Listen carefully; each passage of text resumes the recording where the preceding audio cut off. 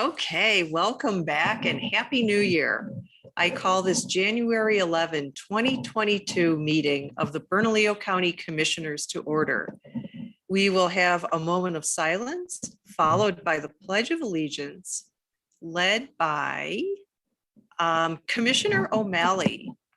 Commissioner O'Malley has served, actually, I don't know how many years you've served on the commission, but this is your final year before your term ends. So I think you should start us off with the moment of silence and Pledge of Allegiance. Thank you, Madam Chair.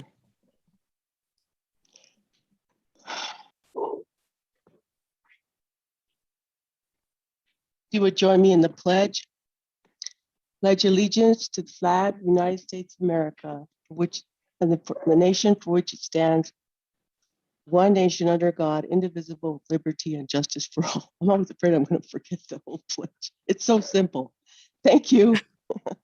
Okay, thank you. And what is this year? What number? This will be, I did serve because actually our governor, Michelle Lujan Grisham, she left early to run for Congress. So she had a year left in her term. So I ran for that term and then I ran for two subsequent terms. So this would be my 9th year on the commission. Well, thank you for your service. And now moving on to the moment we've all been waiting for, election of chair and vice chair. It's always the first thing on the agenda for the first meeting of every new year. And so this time I was actually watching the city council meeting yesterday, the way they did their election for president and vice president. And I thought, let's shake it up a little bit and use that model. And so how this works is we will take nominations for the chair. It would have to be seconded, and then it goes on the list.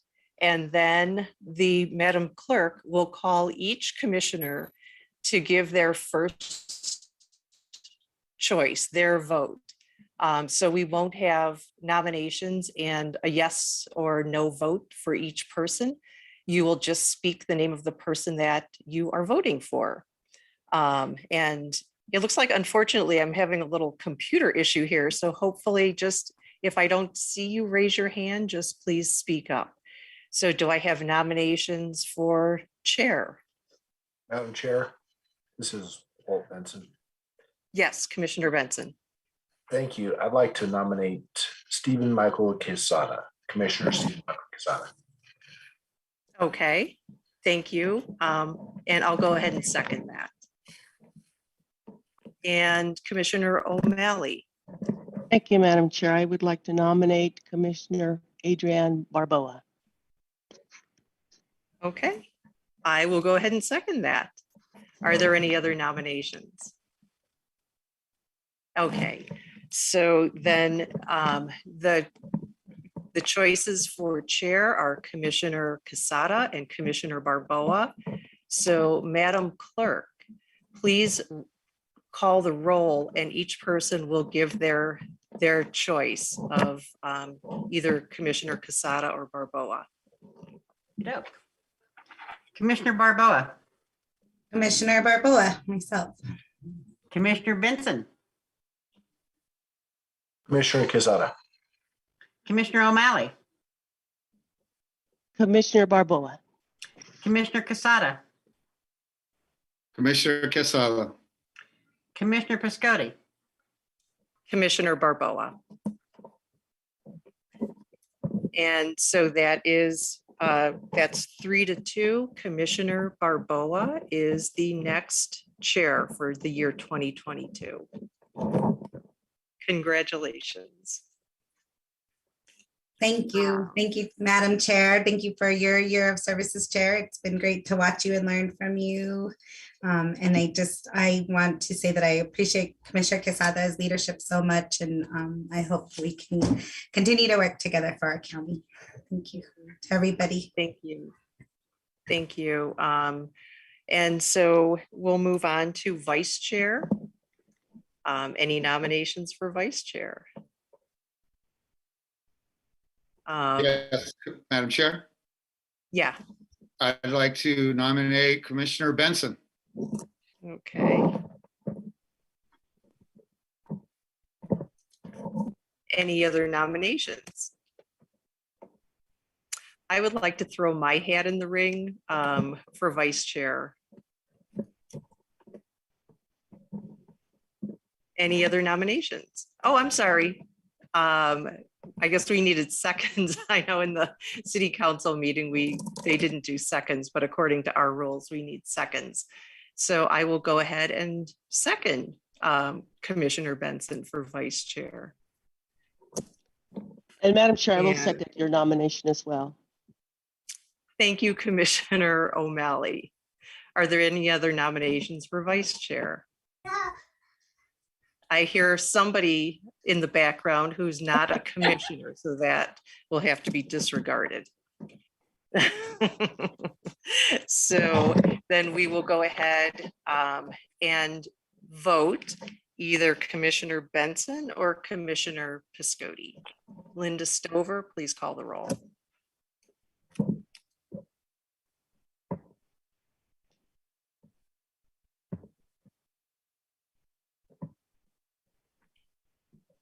I'm sorry, that was me. Yes. Madam Chair Barboa, Yeah, gosh, I didn't thought of this one. I appreciate both of you so much. Can I come back to my vote? Or is that not? all right. Okay, thank you. Yeah, you can pass and come back. Commissioner Casada, Commissioner Benson. Commissioner O'Malley, Commissioner Benson. Commissioner Benson, Commissioner Benson. Commissioner Piscotti, I'll go Commissioner Benson. Madam Chair Barboa. Commissioner Benson. So congratulations, Commissioner Benson. Thank you. I'm very honored and I appreciate all of you, each of you. Thank you. Okay, so then at this point, I want to ask you, Chair Barboa, do you want to take over the meeting at this point? I feel perfectly comfortable with you completing the meeting as our chair in your final meeting. And thank you so much again for your leadership, if you feel okay with that. Okay, great. So the next item is Open Meetings Act resolution. This is a motion to approve the administrative resolution AR 2022-1, establishing the provisions of the New Mexico Open Meetings Act and repealing administrative resolution 2020-1. I'll move to approve. Is there a second?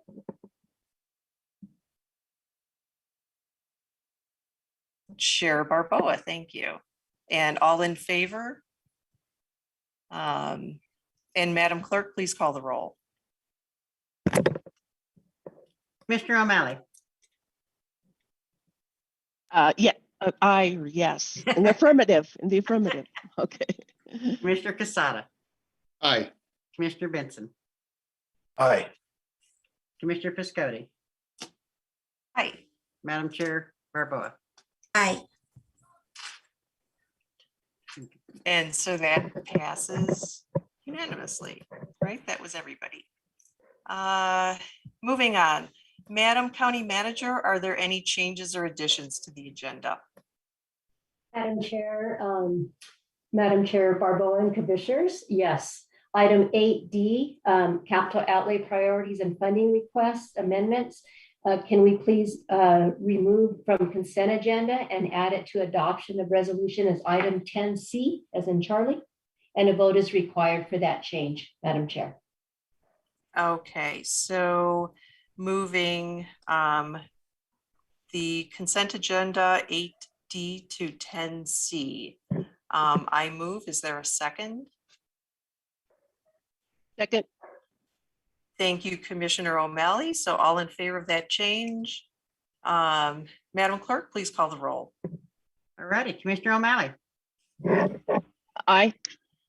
Commissioner Casada, Aye. Chair Piscotti, Aye. Vice Chair Benson, Aye. Madam Chair Barboa, Aye. so called. Okay, thank you. That passes unanimously. So we will move that to 10C. Next up, public comment and communications.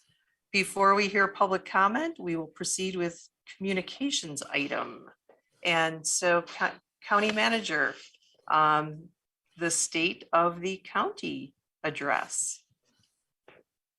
Thank you, Commissioner Piscotti, Madam Chair and Commissioners. So first of all, Happy New Year and congratulations to our new chairwoman, Commissioner Barboa, and congratulations of Vice Chair Benson. We really look forward to working with you all. And actually, I also wanted to thank Commissioner Piscotti. Thank you so much, Madam Chair, for your leadership this past year and your support. It's been a tough year and we really appreciate all that you've done and all your support. So thank you so very much.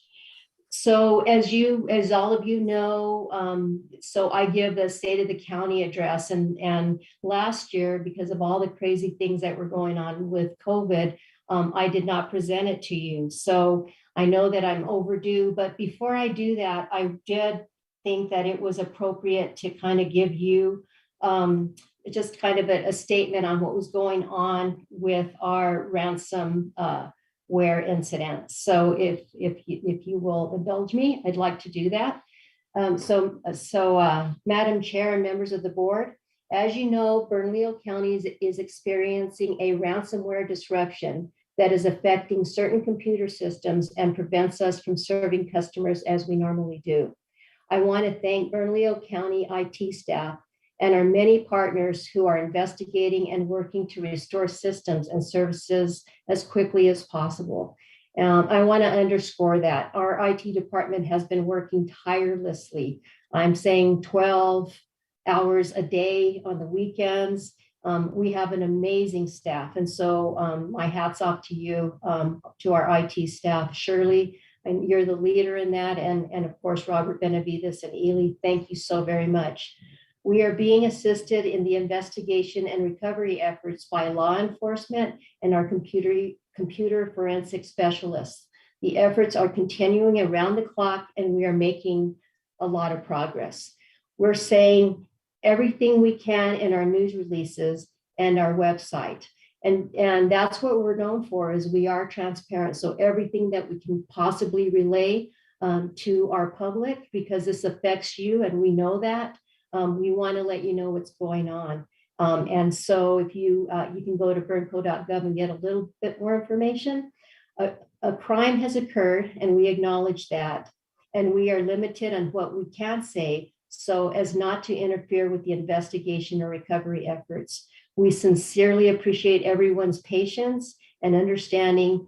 And I just personally want to apologize, especially to our public that has been inconvenienced by this. And I know that commissioners, we've talked about this and your concern for your constituents. And it's been very difficult having to tell our public that they can't access their information or we can't provide services to them. But we're doing our very best. And I will assure you, we're down right now, but when we get up, we're going to be even stronger than ever. So thank you very much. And I stand for any questions at this point, if there's any questions on on my statement. Okay. So I'd like to, with that, then I want to share with you a brief video that was produced and compiled by our videographer, Paul Evans. So when I wanted to do the State of the County, it's really all about staff. It's really about the employees. It's about the last couple of years that we've endured. And I will tell you, when something like this happens, the best and the brightest and most everyone comes out. And you will see in this video, it is evidenced by the work that everybody has been doing. And I can't thank the commission enough for their support, because we couldn't do a lot of the things that we have been doing. And again, this is really to highlight our amazing employees for the work that they have been doing. So with that, I'm going to go ahead and present the video. And like I say, I think you'll enjoy it too. We sure enjoyed putting it together and including staff this time. Thank you very much, Madam Chair.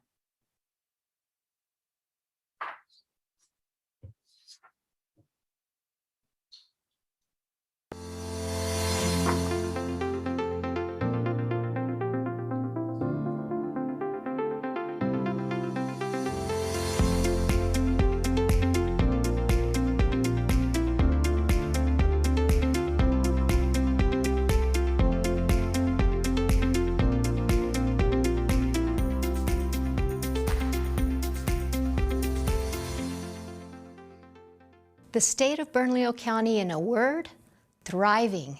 For the past 2 years, our lives have been put on hold.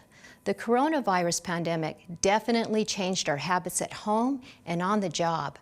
Despite that, our work life has moved forward and our accomplishments never stopped. First and foremost, we all made a very successful move into the new state-of-the-art headquarters at Alvarado Square. The building is nothing short of amazing. It's beautiful, spacious, and a true feather in the county's cap. We had an amazing design build team. HB Construction, our design builder, coupled with Decker Paris Sabatini, our architect, really stepped up to the plate and helped us get through everything. The project ended up being about 6 weeks behind the original completion date. A lot of that had to do with some of this added scope in regards to return to work, but it also was a reflection of the supply chain issues that we're all seeing right now. Under normal circumstances, this would have been a monumental task. But with COVID-19 added into the mix and all that came with it, this move was nothing short of incredible. No one would have ever imagined when we started this project, it being one of the biggest that we've ever undertaken, that we would actually also have to be dealing with a global pandemic in the middle of construction. So I am incredibly proud of all of the entities that came together. We had 16 subcommittees that were dedicated to this project alone of county staff. Everybody worked together, everybody was very diligent, and we made some really smart decisions that impact the actual building, but it's going to be a safe place for our employees to work for many, many years to come. Hi, Stephen Michael Quesada here. My day job, well, actually my night job is telling jokes. I'm a comedian. But one thing I never joke about is the coronavirus, COVID-19. This virus is deadly serious. As we face the pandemic head on, Do you have anyone here who'd like to speak to that? and with the support of each county commissioner, remote work or teleworking became the norm for Bernalillo County government. Newt Rockney once said, "When the going gets tough, the tough get going." There's no truer statement when you talk about Bernalillo County. Not once did essential services stop. Frontline workers weathered the storm, keeping Bernco open for business. Emergency management, telehealth, behavioral health, vaccination clinics, business grants, and rental assistance took the forefront. I mention all of this because it's important to note what the county did during this challenging COVID-19 time. County employees were counted on to step up in a show of trust, support, and respect for our community. They are the human infrastructure of Bernalillo County. 2020 and 2021 were about doing the right thing, and that's why I'm declaring 2022 the year of the employee in Bernalillo County. So, as we talk about the state of the county, let's highlight some of those employees who stepped up to the plate during the COVID-19 pandemic in a big way. Come rain or shine, we were moving, and I was hoping that it would be a seamless transition, and we could only be as efficient as the departments in which we were moving. Tiffany Shambly is the Communication Services Coordinator. Communication Services and the Office of Community Engagement and Outreach had the monumental task of making sure that we were all kept up to date on what was happening. It took several months of strategic planning to create and develop an efficient move process. We moved over 800 employees within 30 departments, with the first move date being the beginning of July. and the last move date being the Friday before the building opened to the public, which was August 13th. In addition to her regular duties, Tiffany was instrumental in scheduling and directing the move to Alvarado Square and for raising an additional $6,500 in revenue from the county flea market sale of furniture at Union Station. I had the best team. It was a very, very small team. We had our contractor moving solutions in their group, and 3 facility guys and myself that moved 800 employees. No county, city, state, or private business can run without money. The Treasurer's Office took on the unpleasant task of collecting property taxes and working with homeowners when many lost their jobs and were staring at homelessness. We did, try to give as many resources to those who needed it, who asked for it, that were having trouble paying their mortgages, paying any of their tax bill. So we tried to work with them as best we could. We knew it was a difficult situation for all of us.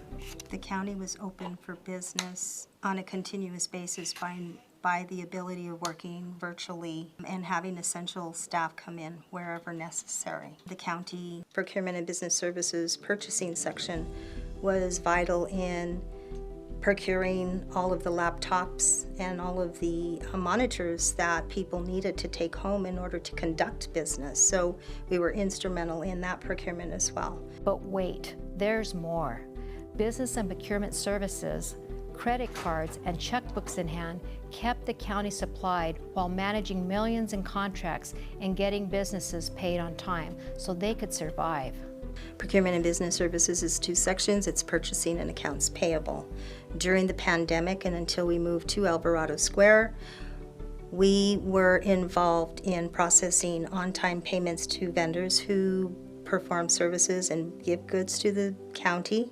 We also were involved in emergency procurements for PP and other COVID-related procurements. We had credit card purchases. We had cell phone issuance, new cell phone issuance services. And then there was also all the contracts and bids and proposals that we issued for formal solicitations. As we all worked from home, so did our kids.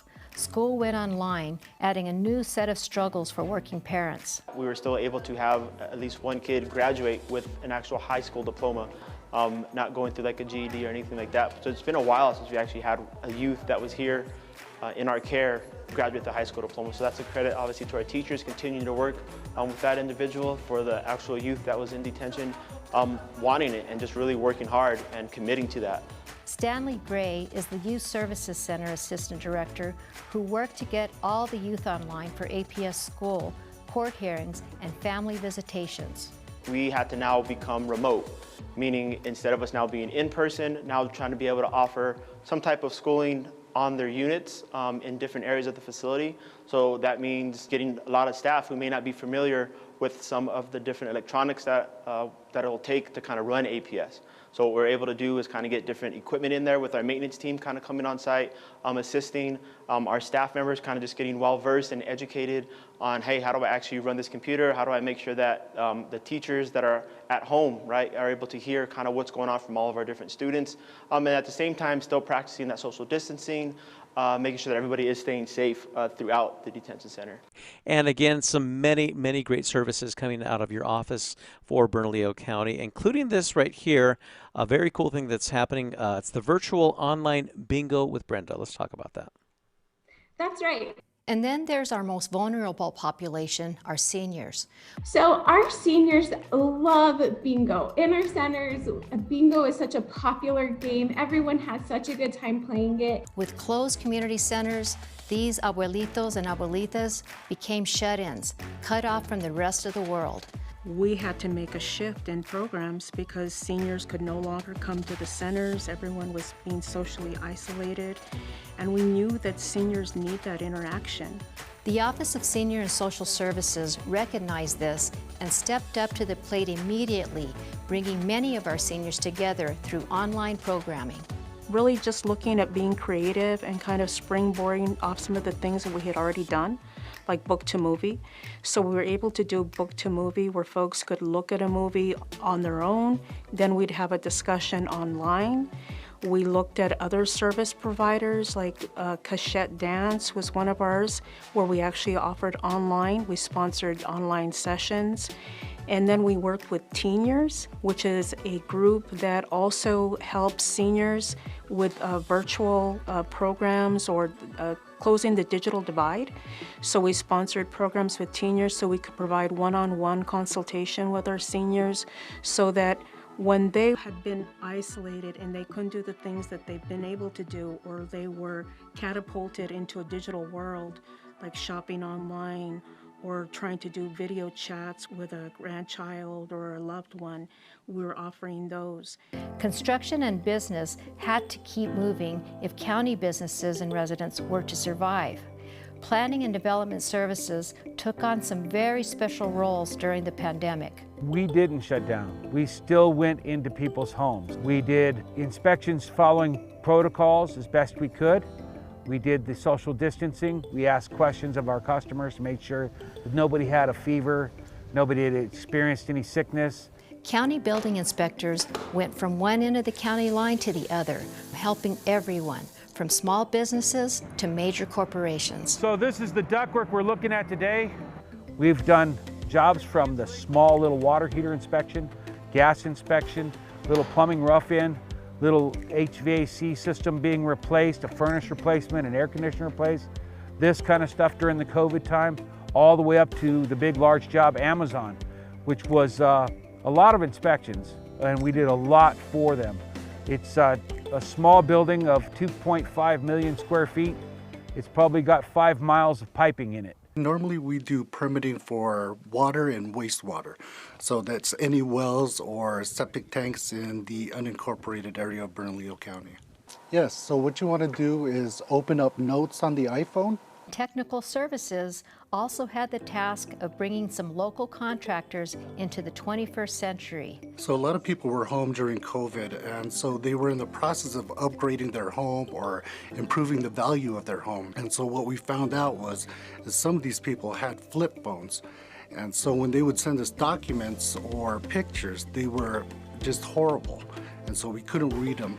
And so if they were able to upgrade their phones or borrow a phone, like an iPhone, we could help them navigate the new technology with sending a PDF, sending in clearer pictures, and it worked out much better for us. We were able to help them by phone or by FaceTime using the new technology.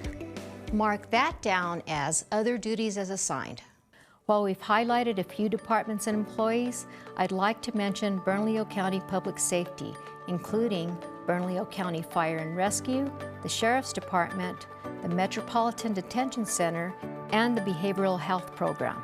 The Housing Department staff, who kept the lights on and the doors open for thousands of county residents who needed a warm place to stay. Public Works employees who plowed our roads in winter and kept our county repaired and in top shape through summer. The Economic Development staff who worked behind the scenes with grants and rental assistance to keep our county businesses in business, and Bernalillo County Open Space, who provided one of the few places residents could go to get fresh air and escape from cabin fever. With all the continued planning and forethought of 2021, I look forward to 2022.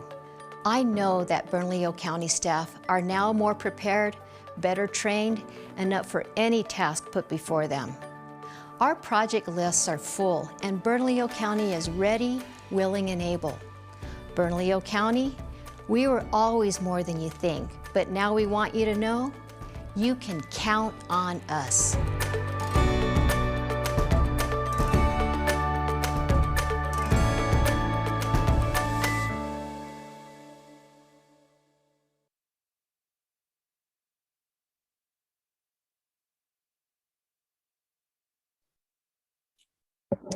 Thank you very much, County Manager Julie Morgas-Baca.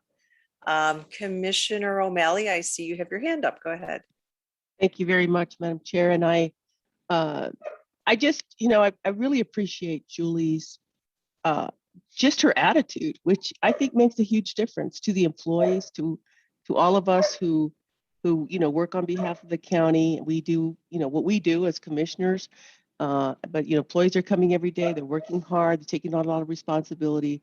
But I think that attitude, that leadership that she brings forward, which is very, very positive. I mean, in all my conversations with her, she's always, putting a positive spin on things, which sometimes, it's hard for me to do. But I think that's important that we have a county manager who does that, who's excellent at her job, really looks for solutions. So this is about the state of the county, and of course she takes the lead on that. So I want to thank you, County Manager Baca, and I want to thank all the employees in Bernalillo County. Thank you, Madam Chair. Thank you, Commissioner O'Malley. Madam Chair?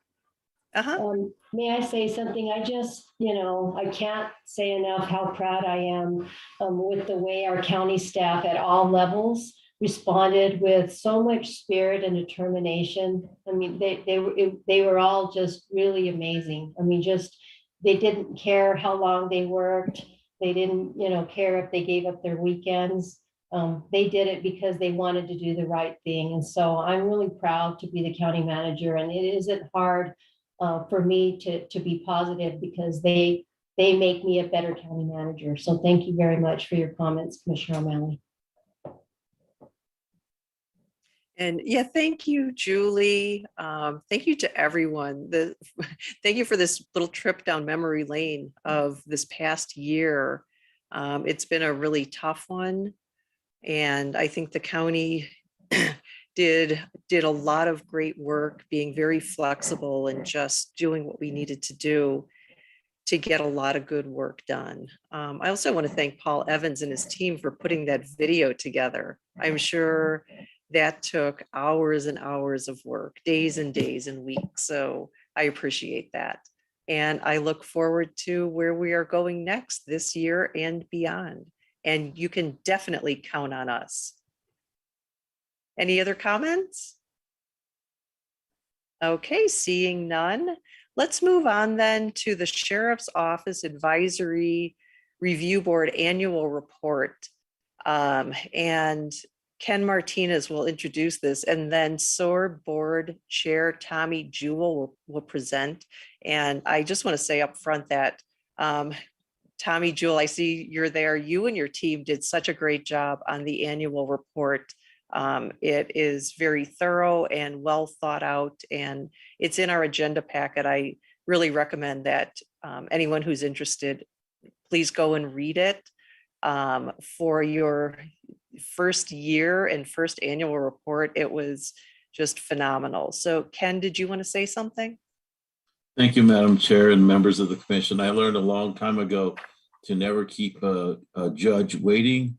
So without further ado, I'm so proud to introduce my wonderful good friend and wonderful public servant, Bernalillo County Judge Tommy Jewell.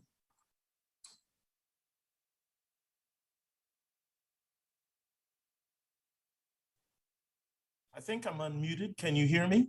Yes, sir. Well, Madam Chair, I want to start by thanking Mr. Martinez for that kind introduction. I want to thank you and the commission for this opportunity to appear before you on behalf of the Sheriff's Office and Advisory Board.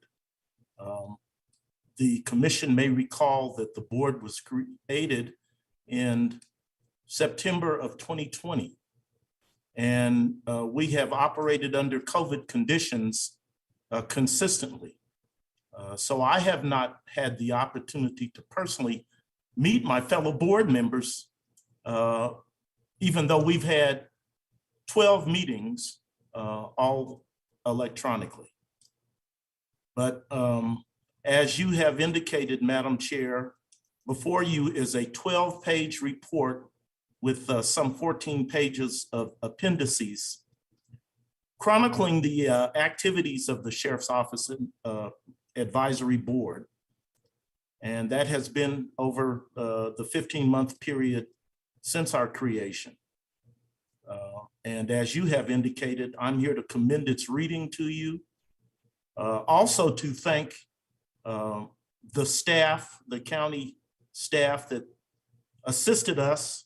And if you will look at page 1 of my report, some names are mentioned there, but certainly there are others, including Mr. Martinez.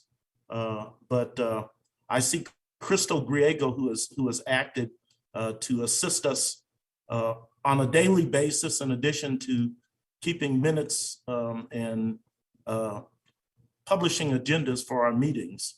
I also want to mention Floyd Vasquez in your communications department, as well as Daniel Roberson in Mr. Martinez's office. So I really appreciate for the board, the assistance of the county staff that has helped us. We had participation from the sheriff's office as well, and I want to acknowledge that.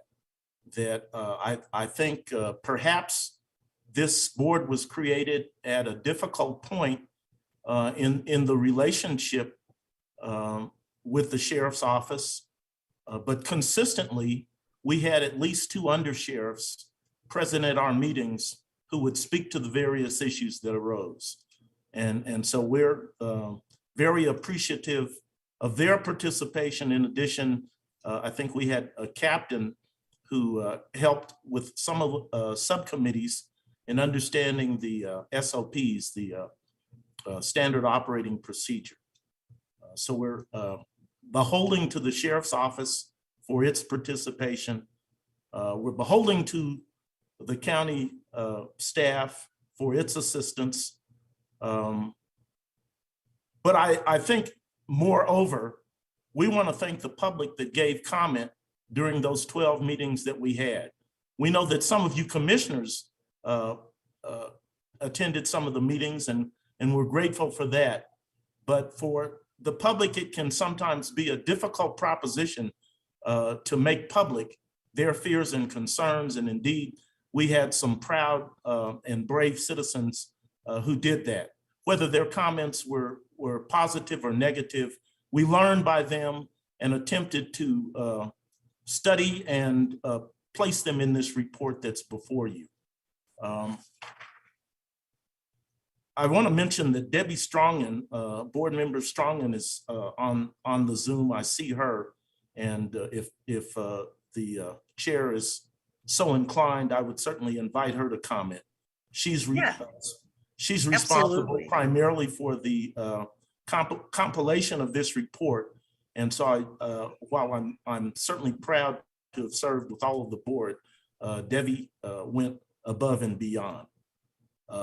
And so let me, with that, just indicate to you that the members of we acronymed it SORB, Sheriff's Office and Advisory Review Board, but its members consisted of Debbie Dodge, Diane Dosal, Diane Layden, Debbie Strongen, and Michael Wismer. We had 3 resignations during the course of our proceedings. Tom Reese, Rebecca Stover, and Charles Knobloch, who served as our vice chair. And one of the things that I'm charged by my board to implore you for is a filling of the board. Currently, we have 3 vacancies, and it is very much the feeling of the SORB that we would benefit by a full complement of board members. So I would ask that you all give consideration to making appointments to fill those vacant seats. With that video that the county manager shared with you, I hesitate to say much more. And so rather than reading this report or trying to outline it for you, I will simply say thank you and stand for your questions. And Madam Chair, if you'd like to hear from Ms. Strongen, perhaps she has comment. Yes, thank you, Judge Jewell. And yeah, Debbie, if you'd like to say anything, I I know that you've worked really hard on this board, and I really think this had to have been one of the hardest tasks to get this going. I think to start any board is difficult, but I think this one was particularly so because I think you dealt with a lot of really hard topics right at the beginning. And so finding your structure and how to handle things, and then having it culminate in this report that summarized so well what you had heard. I commend you all. So Debbie, did you want to say something? Well, thank you for the opportunity to speak, and thank you, Judge Jewell, for your kind words. But I do want to say that this report was a group effort, and every single person on the board had input, including the members who ended up having to resign. And I would just add that the people who resigned left for reasons other than dissatisfaction with the board. One person had work commitments that just didn't allow time for anything outside of work. One person joined another board and so had to resign. And one person is moving to Germany.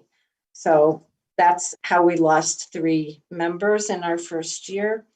But I think that everybody on this board has found it a very rewarding and interesting experience. And we'd like to thank the commission for letting us pursue this. And again, as Judge Jewell said, if you have any questions, I'm happy to address them. Thank you. Great, thank you. I see that Chair Barboa has her hand up. Yeah, thank you, Ms. Strongen and Judge Jewell. Thank you for this report. I also have the privilege of working in proximity to Judge Jewell when I worked with community corrections and for juvenile community corrections. And so I'm so glad that he is leading this work. Just about the report, I thank you. I have went over it. I really appreciate that you made both advice to the Bernalillo County Sheriff's Department and to the County Commission. So I am committed to working with you all to try and see what of these recommendations, or as you say here, advice, that we could put into play. And I just really appreciate the work you all did to get this together and to make these recommendations so that we can have some ways to move forward. And just want to appreciate that. And thank you. County Manager Julie, you've got your hand up. Thank you, Madam Chair. I just wanted to acknowledge to Judge Tommy Jewell. I've known Judge Jewell for probably 30 years, Judge Jewell. Thanks for and I sharing. want to say, what's that? I said, thank you for sharing. Well, me too. That's on me too. But I just want to say what an honor it is to have you lead the charge. And thank you so much. And thank you, Deb, too, for all your hard work. And I also wanted to thank Crystal Griego from our Public Safety Department. Crystal, you are amazing. And thank you so much for all your hard work and your dedication. And thank you, Chief Pettis, for sharing Crystal with us. Great job, Crystal. Thanks. Thanks. I see Vice Chair Benson has his hand up.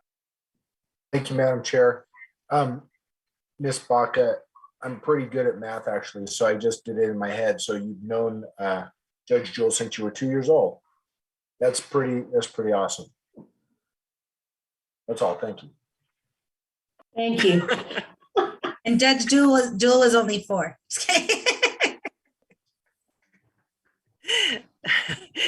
Thank you for the comments. Crystal, did you want to say something? Hi. Yes, Madam Chair. I just wanted to say that all the board members have really put in a lot of hours of work and dedication to this board. They're extremely passionate about what they're doing and the work that they're doing. And I feel like it really comes out in the report that they've shared with me. And I thank you for allowing me to work with the board on this. It's very exciting.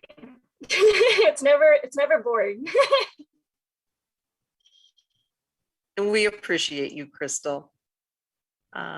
Any other comments? Judge Jewel or Debbie, anything to wrap up?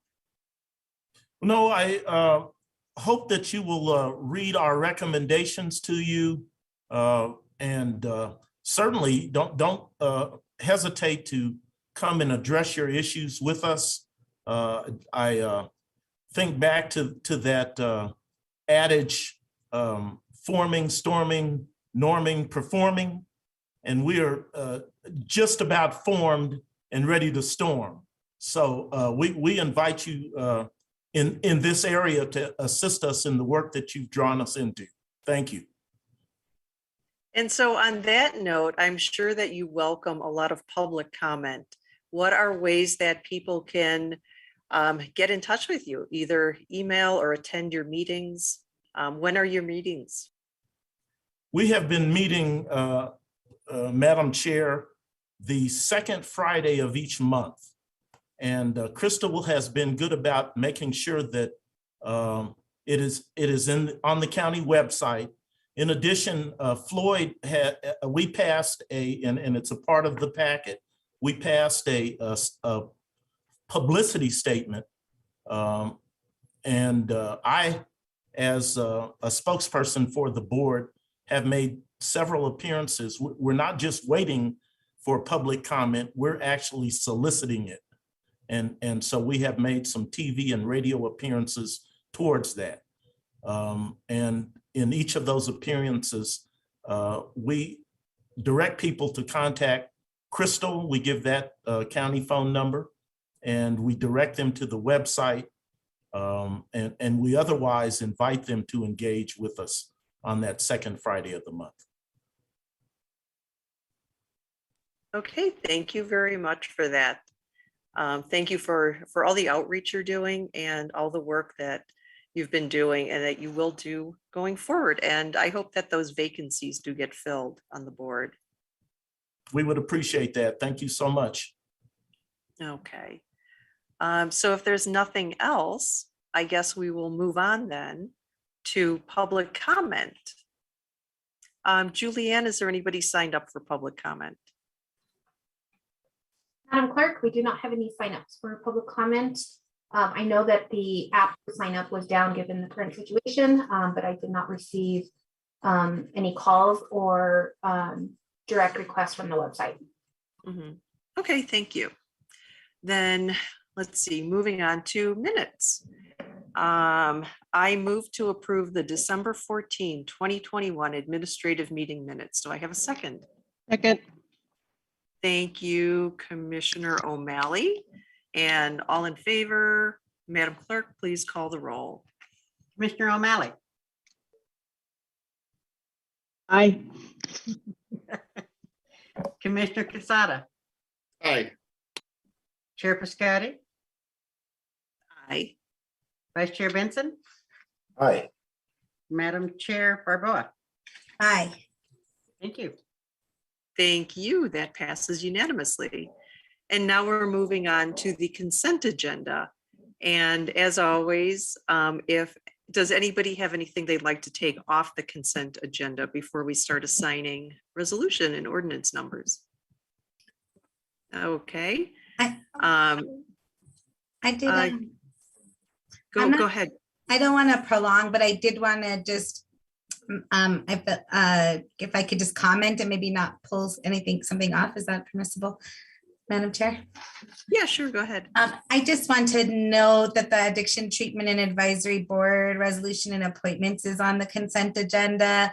And I just want to again appreciate that board as well that's been doing so much work, and they want to increase their reach and have more expertise on that board. So I just want to recognize that. I don't think we need to belabor it and pull it off the consent agenda. I just wanted to recognize that that board, I go to them and they've been working really hard and actually created real-time solutions for the ways we're dealing with things in the county. So I just wanted to appreciate that. Thank you. Mayor. Okay, yeah, thank you very much. And again, we have a lot of board appointments, and I want to recognize my appointment to the library board.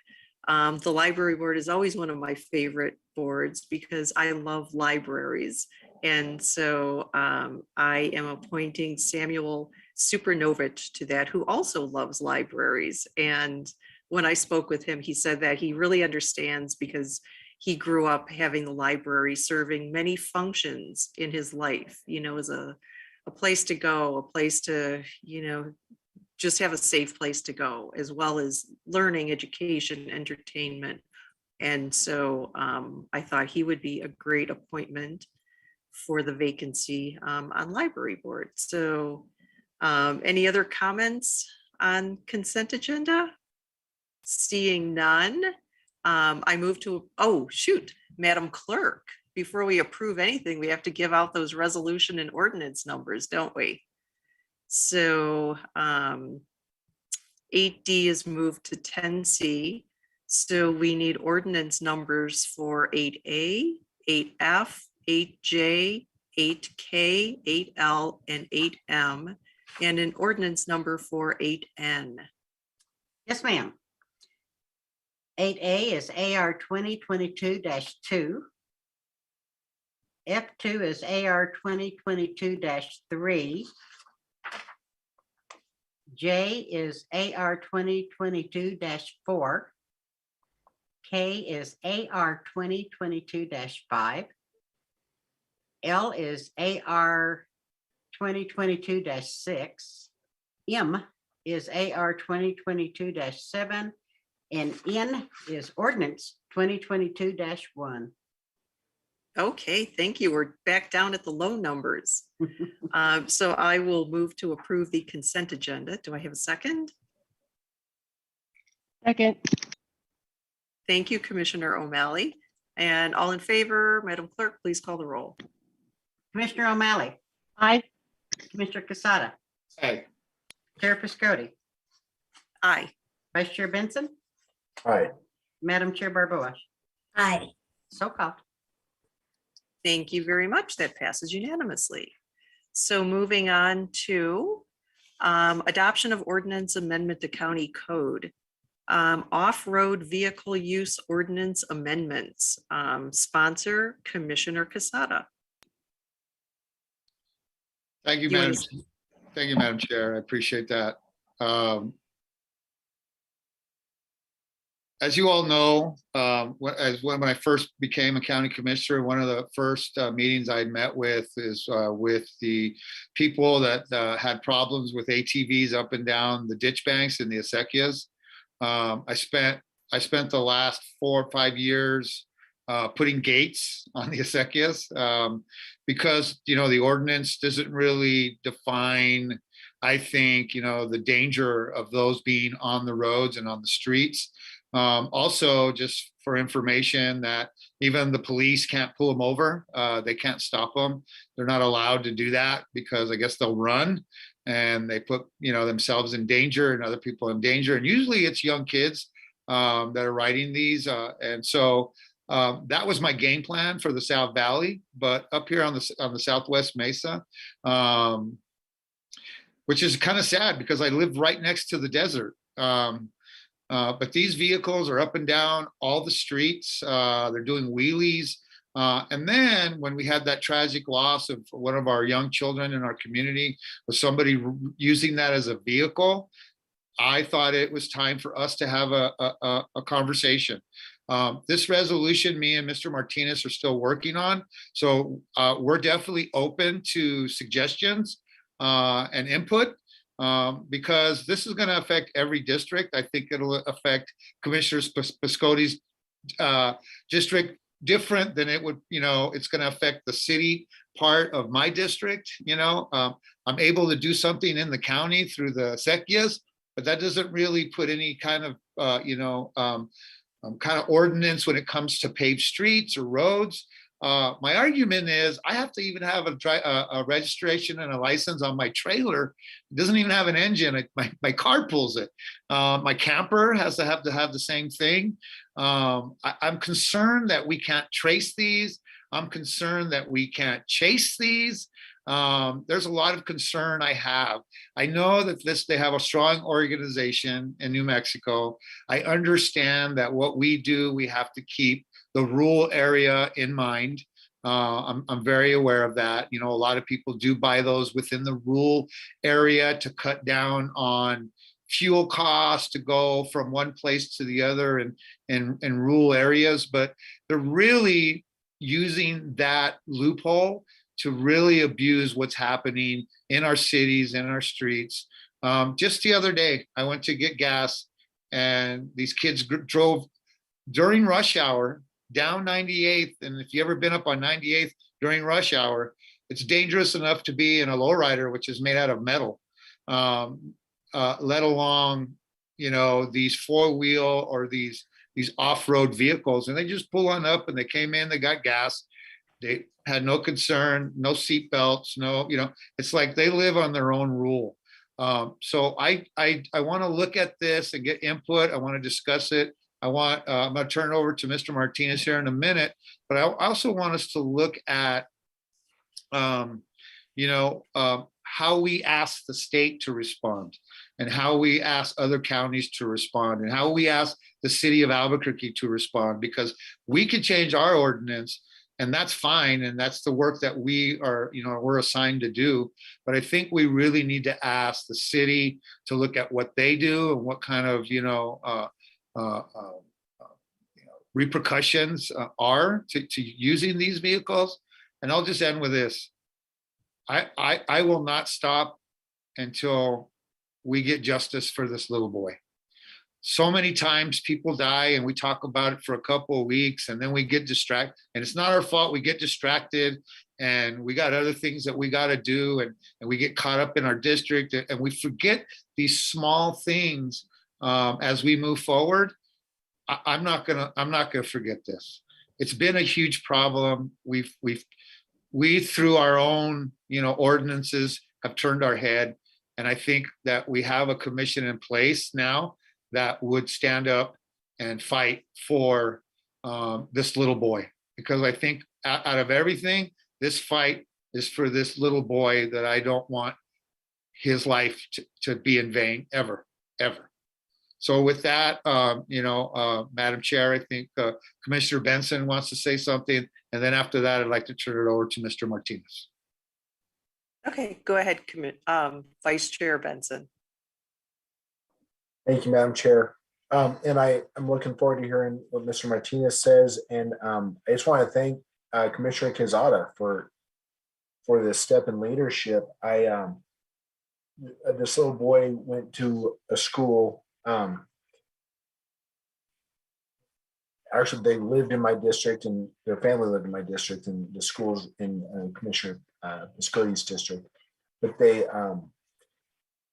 it was heartbreaking. And I've done the same thing. We've had to put up gates in open property up in North Albuquerque Acres for the same problem. And these they're usually younger kids and young adults on these vehicles tearing through the neighborhoods and then getting to these open spaces, but then they destroy the open spaces too. And then there's dust pollution. So all these neighbors are complaining about dust everywhere inside their homes. And that's not what the open space is intended for. And then the same with on my west side out by C&M, same thing's happening. And then the culture spreads. Yesterday, I was driving on Paseo del Norte and two motorcycles were racing each other, probably going 120 miles an hour, which is putting everybody's life at risk. If one of those things wipes out, crashes through a car, I mean, it's a lethal weapon right there. So I'd like to take it one step further in terms, and in the sheriff's department, they've said the same thing. They're not allowed to chase them. So it's frustrating when you feel like, it's the honest people and the law abiders that are going to be held accountable. So I'd like to take it a step further, not just these vehicles, but this is a great first step, but for no other reason than this little boy's life. So yeah, thank you. And real quick, Madam Chair, I just wanted to talk about they're uninsured. They're not even insured. So if they hit somebody, we have to address that somehow through this. So sorry for interrupting. I forgot to mention.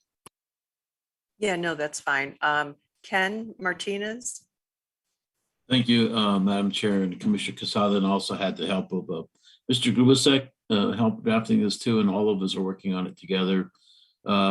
At the state level, these are regulated under regulations through Game and Fish, and there's a lot of regulations out there called OHVs, and they're a big issue when they're regulated at the state level. And Commissioner Casada would like to see those tightened up, and I think he's been working with Mr. Campbell to include that on our legislative priority list. So that's there. Also, with regard to Bernalillo County, this is probably strict and cautious. It would basically say these vehicles are never to be used to go up and down the highways, period. They may cross the highways at a perpendicular angle to get from point A to point B. Let's say you're going from one side of the farm to the other side of the farm in the South Valley, or one side of a riding trail that's appropriately used for that purpose. You have to cross the street. You have to do it at the angle that's the most direct cross of the road, but not run up and down the road. We're starting there. Mr. Casada want to start the discussion, I think, with the most cautious approach, which would be only cross, not to run up and down the highways. And that's really it in a nutshell. And we would be looking at all the other items that are included in that. And with that, I'll defer to Commissioner Casada. So thank you. So this was just for discussion. I just want to, get all of these great minds that I get to work with to think about this. Reach out to your constituents. I understand that we all live in different areas, and see what kind of feedback you get, and then just see what kind of consensus we can come up with. And in the meanwhile, I'll continue to keep working on what the language would look like, asking the city of Albuquerque. I'm going to work with, Councilor Pena and see what she can, get passed through the city council. But really what we can do statewide, and still try to be as fair as we can for people who are actually using them correctly, but figure out how we can get more of a grip on the people who are not statewide. I will continue to keep gating my sequias and my ditches for the South Valley, but that doesn't do much for the city and for where we live, where our children go to school and where kids walk to school. And I just worry about that, not putting down Albuquerque drivers as it is, but yeah, it's already dangerous in Albuquerque. Thank you very much. We don't need added dangers. So I appreciate you all thinking about this. I would appreciate any feedback you'd like to give me. And I know Commissioner O'Malley has, a lot of people who have farms and stuff. And I know she has to look at it very carefully and how we move forward. I think everybody has a part of their district where, there is some open area and there's places for them. We just got to make sure that we put things in place. And I think that we really got to help the sheriff and then down the road, APD and the state highway department to really give them some more clout to really have some kind of laws behind them. So with that being said, that's what I have. Thank you, Madam Chair. And thank you, Mr. Martinez, for the hard work. I appreciate it. And so Commissioner Casada, are we moving this for publication or this was just a discussion item? It's a discussion item, but we will be moving it for publication. Yes, ma'am. Okay, so we're voting on it now. This is to publish the ordinance for to move forward on the 30-day publication for. Okay, I was a little confused when the commissioner said it was for discussion. I didn't know if it was for discussion only or. No, so would you like to make a motion? Yes, I'd like to move that we move this forward. So I'll move for approval. Okay, I'll go ahead and second that. And so, it'll be interesting. I do have a lot of unincorporated Bernalillo County rural areas in my district. And I would be curious to hear what people in my district think of this. I think my district is a lot different than other districts. So I would be curious to hear about that.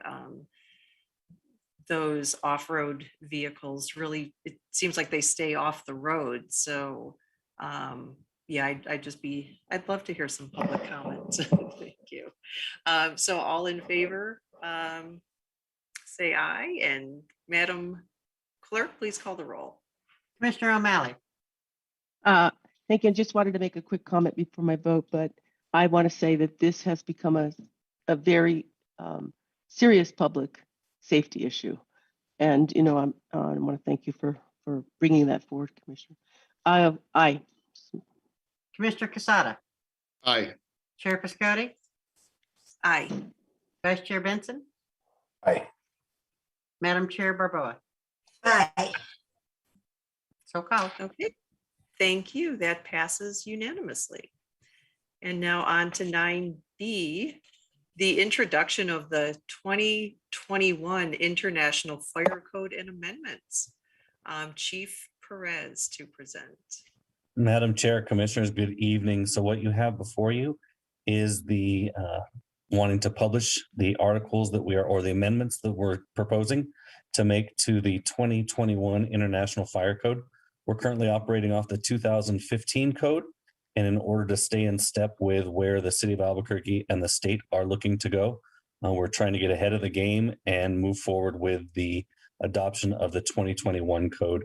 These codes are reviewed about every 5 years, and new International Fire Code books are disseminated based off of the new technology that's out there in the construction world and generalized safety world. So we're asking for approval to publish this for 30 days. I provided each of the commissioners with the amendments to the document from where we are currently today and what we would amend in the 2021. And you will find that there are very few real amendments. We're actually electing to let the code stand really on its own and just making minor adjustments to fit our needs as a county. And I stand for any questions. Okay, I'm seeing no hands, so I will go ahead and move to approve that. Thank you, Chief Perez, for all your work, for looking into this and bringing this to us so we can be in alignment, we can be up to date and in alignment with state standards. Is there a second? Second. Thank you, Commissioner O'Malley. And all in favor, Linda Stover, County Clerk, please call the roll.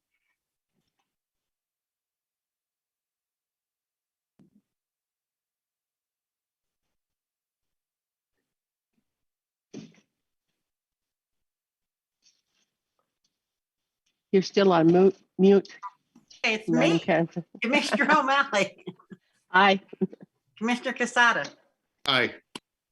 Chair Piscotti, Aye. Vice Chair Benson, Aye. Madam Chair Barboa. Aye. So called.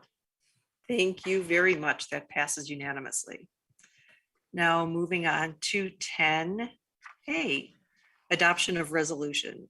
Madam Clerk, please provide a resolution numbers for items 10A, 10B, and the now 10C. Alrighty, 10A is AR 2022-8. B is 2022-9. C is 2022-10. Madam Chair, And clarification, we don't need a new number. I was going to say that. Yeah. Okay. Thank you. So we Oh, okay. stop at AR 2022-9. Okay, gotcha. Alrighty. Thank you so much. And so let's see, the first one, Land Grants and the Acequia Communities Committee of the New Mexico House of Representatives. Commissioners O'Malley and Chair Barbeau, would you like to present on this? Thank you, Madam Chair and Commissioner Barbeau. I'll just go ahead and begin with the resolution. We do have with us today two women who work with the Acequia Association. We have actually with us today is Paula Garcia. She's the director of the New Mexico Acequia Association, and with her is Arturo Archuleta, who's the director of the New Mexico Land Grant Council, and also Barbara Baca, who's the at-large elected member of the MRGCD. They all have interest in the acequias and other issues related to land use. I'm just going to start with the resolution. This is the resolution in the support of the creation of the land grants and acequia. Communities Committee. It's a standing committee of the New Mexico House of Representatives, whereas former Speaker Ben Lujan created an interim committee to work on issues related to Hispanic land grants, traditional irrigation districts known as acequias, and other local government and cultural affairs. Whereas in 2017, House Speaker Brian Eaglehoff made this interim committee into a standing committee known as the Local Government Land Grants and Cultural Affairs Committee of the New Mexico House of Representatives. Whereas the importance of New Mexico's land grants and acequia communities and their contributions date back throughout the state's history and reflect many of its citizens' values and tradition. Whereas there is concern about the recent announcement that this standing committee had been dissolved. Whereas the needs of these land grants and the acequias traditional irrigation district should be elevated, whereas their needs would be best met by the creation of their own standing committee. Now, therefore, be it resolved by the Board of County Commissioners, the governing body of the County of Bernalillo County does support the creation of standing committee, land grants, and acequia committees of the New Mexico House of Representatives. I think that I'm not trying to sort of create a divisive sort of dialogue around this or narrative, because sometimes that can happen. I just want to point this out that this is extremely important, not only to the people, Hispanos that have a long history here, that have worked with the pueblos to adjudicate the water, and this is a huge history. Just basically, it's our cultural history, but it's also very important to people who have no idea about this. It's hugely significant, and so that's why I think it needed to be elevated. We need to stand up, I believe, for what is important in this community. Sometimes it's dismissed, but this is very much a part of our history, as I said. It's very, very important. I would like to call on, unless you wanted to say something, Commissioner Barboa first. I was going to call on, Paula Garcia too. She's the director of the New Mexico Acequia Association. Paula, welcome and thank you. Buenas tardes, good evening, Madam Chair, members of the Commission. Thank you, Commissioners O'Malley and Barboa, for sponsoring this resolution. I'm here to speak in support of the creation of a standing committee for land grants and acequias in the New Mexico House of Representatives. As was outlined by Commissioner O'Malley, there was a committee that was recently dissolved in an announcement by the Speaker, and we're, as grassroots communities, we're calling upon the Speaker to reestablish the committee, and I'll explain why we took that position. The acequias and land grants in New Mexico have a very long history. They're part of our culture, our heritage, and they're very important to our future as well. In some of the most rural areas of New Mexico, land grants and acequias are the most local form of government. And I actually come from a background in local government as well as a county commissioner, so I have a real passion for governance in general, but especially local government. And I can tell you that the land grants and acequias, who are the stewards of our land and our water, are serving a very proud tradition that's been in place for many generations. And today they serve as stewards, as caretakers of land and water, and they're serving in a role in local government, and they're taking care of very important responsibilities. As someone who has been an advocate at the state legislature for almost 25 years, I can attest to the importance of having a committee that is that has a particular subject area that's assigned to it, so that those committee members gain expertise and they're able to fully understand the policy issues that we bring before the legislature. And having a committee has elevated the issues of the land grants and acequias by extension, because we're so closely related. And when the announcement was made to dismantle the committee, we definitely took notice and have urged the leadership of the House of Representatives to reestablish the committee. And so we're grateful for this resolution being introduced by the Commission, and I'm here to speak in support of it, and thank you for your consideration, and I'm available for questions. Thank you very much. Thank you, Madam Chair and Commissioner. We'll just have Barbara Buck speak, because she's with the at-large So that's the larger position in terms of a greater area. And maybe you can talk a little bit about that, Barbara, what area you were elected to represent. And then, to make a statement about this. Thank you.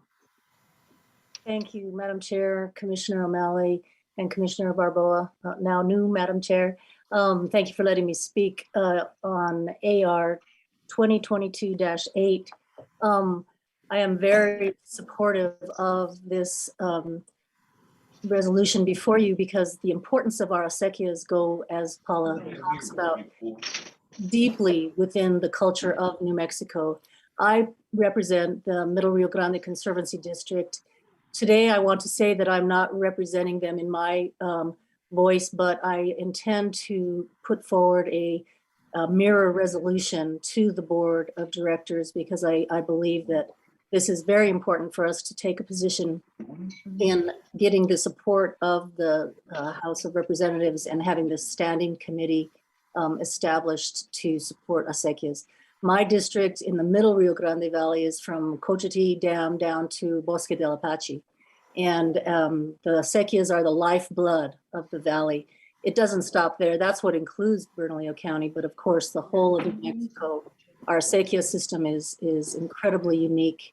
And it's not just the system of ditches and acequias that's so important that we recreate on and we walk on and we love, and small farmers enjoy the benefit of that water. It's also the culture. And so I'm very pleased that you're naming this, or you're proposing that this new standing committee be named for the acequia culture, because that is really important.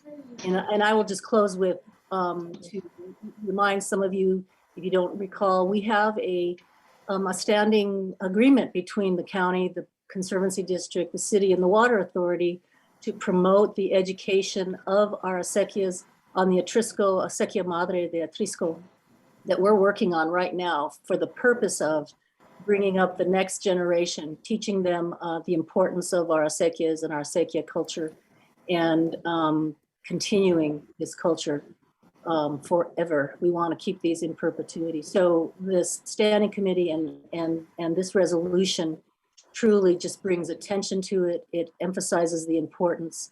And I hope that the Conservancy District will follow the county's lead in supporting our own resolution of this nature. So thank you again, Commissioner O'Malley, Commissioner Bubble. And also, Madam Chair, I do want to say that I have been in discussion. Oh, actually, I've also been in discussion with Commissioner Quesada, but I've also been in discussion with Councilor Pena, Clarissa Pena, and she is also going to bring forward a similar resolution for the city. And it's sometimes as a county, we always think sometimes of the acequia systems and all the system, how important it is up to northern New Mexico. It's very important to the mid areas in New Mexico and also the southern communities. There's something like 700 acequias throughout the country, throughout the state. And, we're very proud of the south and north valleys that we have here with the living river, and the fact that we have these systems in place to help, as I said, the agriculture within along the valley. So, Commissioner Barboa, I didn't want to take everything up, but I know you want to say a few. Thank you. Thank you, Commissioner O'Malley. Thank you, Barbara Baca, and my dear friend Paula Garcia. It's so great to see you. I want to share, I know I often talk too much, but I do want to share, right? I come from a history, actually, my family, the Barboa side, it was heir to the Trisco land grants, and we do my family home that my Barboa side of the family still owns. It does have acequia access there off of Pajarito Road. And I have numerous families across northern New Mexico and Belen and Valencia County that, rely on acequias. And it's almost, when we talk about culture, I think it's also a part of the way that we raise our families. I remember having to do ditch cleanup. I remember hearing stories of my uncle that my grandpa would he'd have the acequia ready for cleanup, and he'd place like 50 feet, a little copita of wine. And then as long as they got to there, they could take a break and drink the copita of wine, and then they could go the next 50 feet and get the next copa. So it's also like it teaches our families work ethic and what it means to be part of the land, and then hopefully have some rewards. I don't know if everybody does that, but my grandpa is pretty smart, I think. And I just I appreciate this work to really highlight, and I as our resolution mentions, right, I want to recognize Ben Ray Lujan, Speaker Lujan, who originally initiated, and also Speaker Egoff, who, he was the first speaker to actually make it a standing committee. And at this point of reforming this, I believe that we can get, and this only highlights and brings to light the need, the culture, and the importance that I'm sure we can get a standing committee that actually serves the needs of the acequias and the land grants. So I'm thankful to be able to be a part of this, thankful for you all spending your evening with us for this long meeting, and really grateful to see this work moving forward and hopeful for what it can be. Thank you. Thank you. I'd like to say something here, which is just that, there are land grant communities in my district, wonderful, vibrant land grant communities, Carnway, Chilali, the community of San Antonito. So I really support anything that will help bring them in and give them a voice. Also the acequia communities, I know how important that is. The issue that I have, though, is that I know that tomorrow Speaker Egoff is going to be meeting with the land grants, with the Land Grant Council. And so I feel that this is premature and just sort of, it seems like an unnecessary insertion into the process that's already in place, that there will be a meeting on this tomorrow with the Land Grant Council. And so I'm asking for a deferral of this item. I am certainly not against the intention of it. Like I said, I totally support the land grants in my community and throughout the county. But in terms of the process, there's already a meeting set up with Speaker Egoff and the land grant members. So I would like to defer this item to wait until after that meeting and then have us all work together and be on the same page. So I guess I move to defer. And so is there a second? I see two hands up, but I don't I don't hear anybody. So I guess I made myself clear that it just feels like it's an end run around the legislative process and inserting the county commission into a process that's going to be happening tomorrow. So Commissioner Quesada, I saw your hand up first. Thank you, Madam Chair.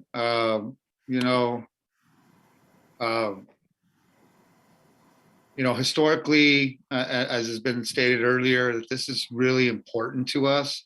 I know we've had conversations about one side of the river and the other, but all you got to do is drive from one side of the river to the other to see the difference. It's historically has been that way, and I don't think by our own doing. And so with that statement, when we start turning our backs on our culture and who we are, and we start changing the direction of what we want as New Mexicans, and especially for some of us who've been here 500-600 years, that we know what the end game is.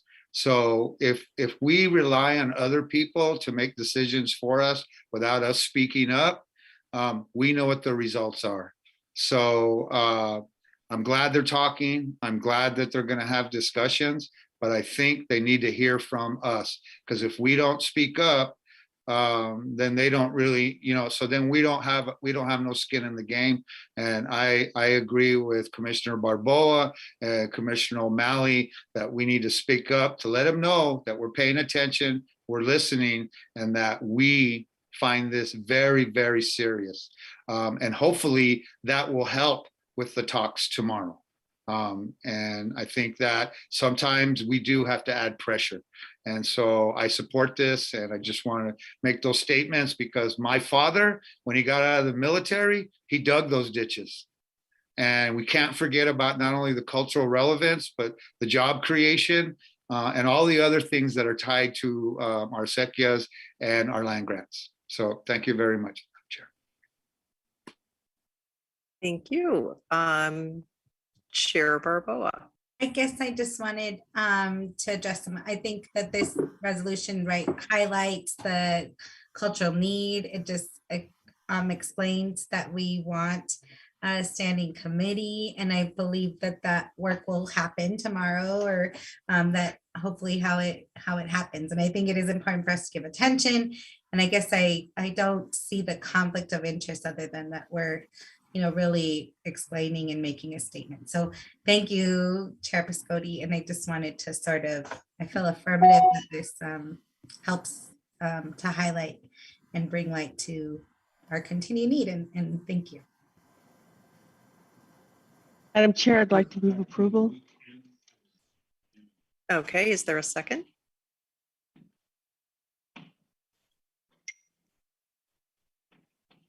Second. Thank you, Chair Barboa. And all in favor, Madam Clerk, call the roll. Commissioner O'Malley, Yes. Commissioner Casada, Aye. Chair Piscotti, Aye. Vice Chair Benson, Aye. Madam Chair Barboa. Aye. So called. Okay, that passes unanimously. And I voted for that because, like I said, I really value the land grant communities in my district particularly and throughout the county. So the intention of it, I certainly support that. The process, not so much, but I hope that, we will all be on the same page going forward. And I just want to give a shout out to Speaker Egoff for setting up that meeting and moving this forward tomorrow. So I'll be looking forward to some good news from that meeting. So moving on to 10B, this is the project revenue bond for Trailhead at Chamizal LLPC. Mailing Marcos to present. Madam Chair, I'm Marcos Gonzalez with the Bernalillo County Economic Development Department and members of the Commission. The Economic Development staff recommends the approval of the project revenue bond authorizing the Bernalillo County Commission to approve a project revenue bond application on behalf of Trailhead at Chamizal LLP. I'll stand for any questions. The amount of the PRB is 29.5 million, and it's located within the village of Los Ranchos, and this will be for 204 housing units as well as 20 micro retail units. Okay, are there any questions? Madam Chair, Marcos, do you have like a little bit of a view of what this might look like? I mean, this is a big development for Los Ranchos, and I know it was pretty controversial, but I think it's going to move forward. But is there any slide of it's okay. I mean, if you don't have it because I didn't say anything earlier, but. Madam Chair and Commissioner O'Malley, we do have, the department doesn't have a view yet for the complex, but we do have Weston Glass with the development. If he has a slide that he can share showing the new development. If not, we can provide one to the commission.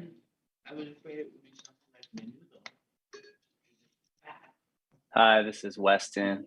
I'm sorry I wasn't prepared. I That's I think okay. I have a slide I can pull up, but it might be easier if I just go ahead and send one for you to look at after the Okay. meeting. That's fine. Thank you. I would like Thanks. to move approval.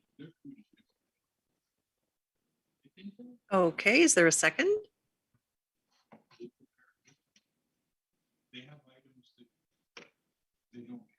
Second.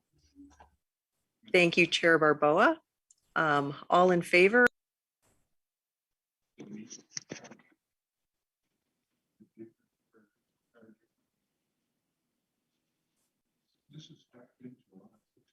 Aye. I can't hear. Aye.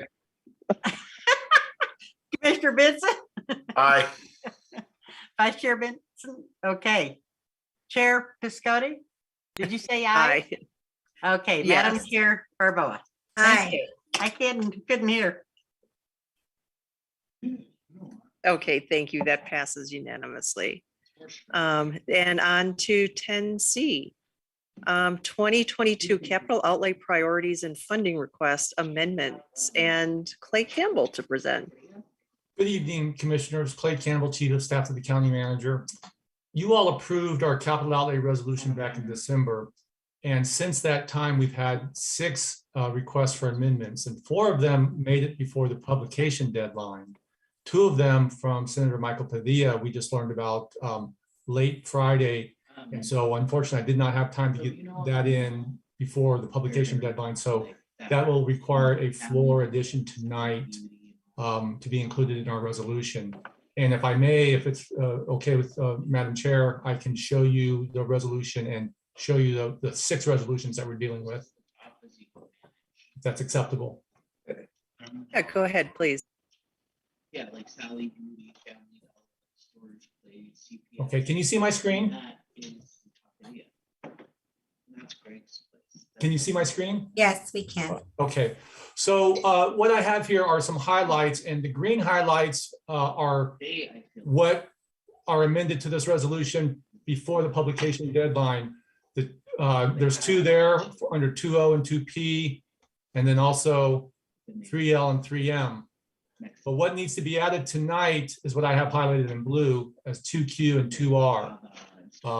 And do I need to read these into the record, Madam Chair and Ken, or can I work on sending it, or how should I best do this? Would you like me to read it slowly? Ken, I'll defer to you. What's the best way to handle that? These are the items just in blue? Correct, yes, sir.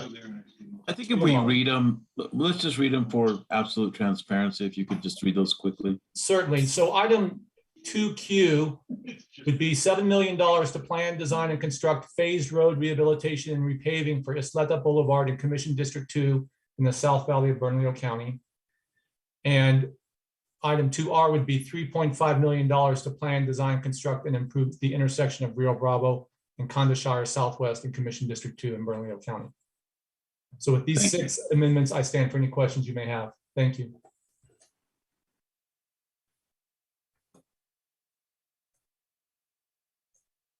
Madam Chair, Yeah, I couldn't see you, but go ahead. I move for approval. Second. Okay, and I see Commissioner Vice Chair Benson has his hand up, so go ahead. Thank you, Madam Chair. Yeah, I did have a question, and I'm having a hard time finding my notes.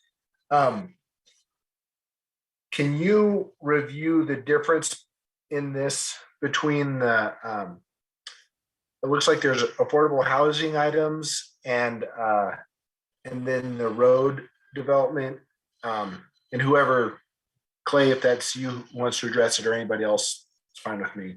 I just want some clearer understanding about the overall item we're voting on. So, sir, Madam Chair, Commissioner Benson, tonight, all 6 of the items that are highlighted in green or blue are for you all for consideration. Would you like me to summarize each one for you briefly? Yes, please. Okay. So this first one here, 2O, is $1.8 million for some infrastructure associated with an affordable housing project at 98th and Gibson Southwest. HomeWise is that requester, And we've agreed to work with them because we can work easily with the Albuquerque Water Utility Authority to own the infrastructure once it's installed and constructed. And we worked that out with Elias Archuleta in Public Works and HomeWise. So that's what 2.0 is about. 2P came from the Village of Los Ranchos, and they're seeking money for improving 4th Street Northwest, and as well as an agricultural classroom and demonstration kitchen at one of their open space properties. And we are trying to support their efforts. We're not trying to make a parallel request. We're just simply trying to let the legislature know that we support their requests. Item Q is $7 million to continue work on Isleta Boulevard. We've gotten some money in past years, and Senator Padilla asked that we put in a request for more money to continue that repaving rehabilitation work, starting at I-25 and working our way north on Isleta.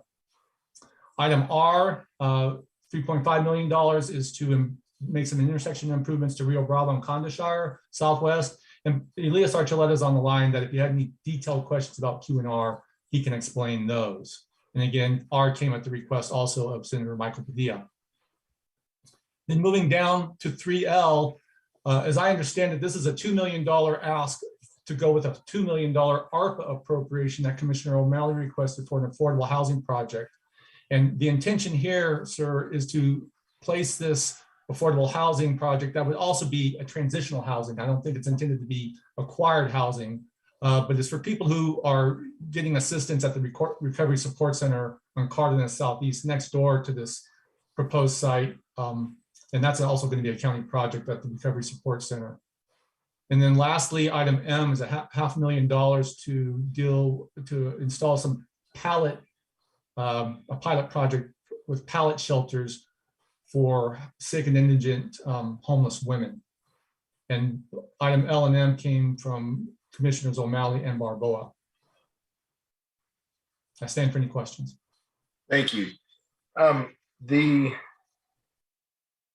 right, so okay. Thank you very much, Mr. Campbell. All right, so items L and M.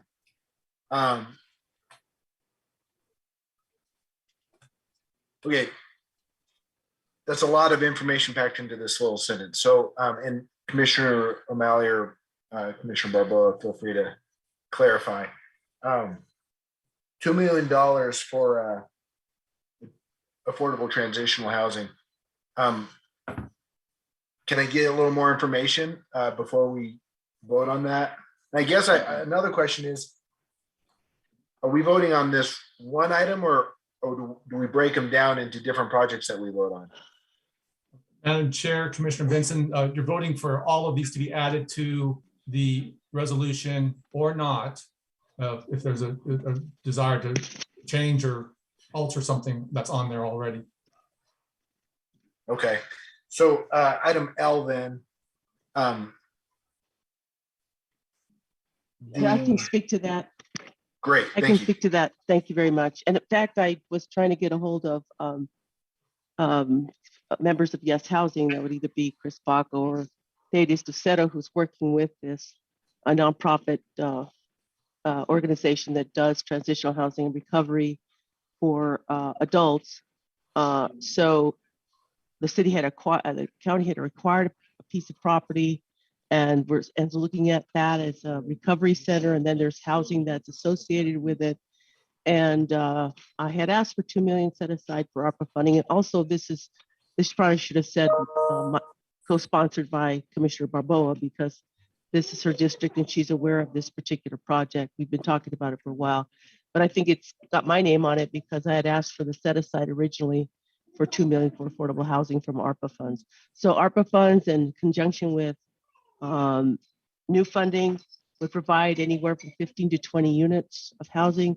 After I did get a hold of Mr. Ducetto, who said that, a housing project that has offices and other facilities to support multifamily housing project to support the residents. For example, you put things like offices for other recovery issues and a gym and things like that. He said it was running about $250,000 a unit, and it seems like a lot for all of us, but everything's going up. I mean, the prices are really kind of crazy. So they actually will be the developer. Yes, it's going to be the developer for that. Yes Housing. So that's the request. And I know that Commissioner Barbeau and I have reached out to legislators to know about this particular project. So just asking for more money. The other one is I've been in conversation with actually my representative, Javier Martinez, and some others. The city has some money set aside for something called the Safe Outdoor Spaces, working with churches, working with the faith organizations to create an opportunity for them to have what's called these sort of pallet shelters. You can look it up, pallet.com. They're a better option than a tent because they are heated and cooled. And this would be a project that the church would sponsor. We would support that effort. This is in Barboa's district as well. And Commissioner, you might want to speak to that. I don't know why I'm just jumping in there, but go ahead and speak to that. Yeah, I would just add, thank you, Commissioner O'Malley. Like, these are Commissioner O'Malley originated these ideas. I'm thankful that, I really appreciate, especially the $2 million for the design of a housing project. What's exciting, right, is we know how much housing needs, and this is specifically for recovery, sober living. Some of the conversations are like, how do we create a sober community? In my lifetime, I've gotten to recognize a bunch of spaces where people where people who are sober don't really have a place to go to be, even outside of recovery, just to go to a cafe and not feel like there's always like alcohol. Any party we have, y'all know. So I'm excited about that in my district. And the palette design, I got to go see it. I know many of there's lots of different ways that we have to address homelessness. And I think this is one of the ways that helps get people sheltered and hopefully off the sides of our roads. Although I know that this one project isn't going to solve that problem, but hopefully provide some relief. Is that, Commissioner Benson? That helps a lot. Yeah, thank you both. So, all right, now, okay, I'm gonna give some pushback on both of these items. The first item, L, I believe, the additional $2 million. Well, actually, I'll group both of them together.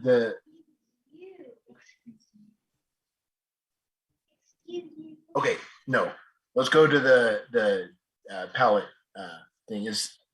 This is the item we've discussed before about like a sanctioned encampment, correct?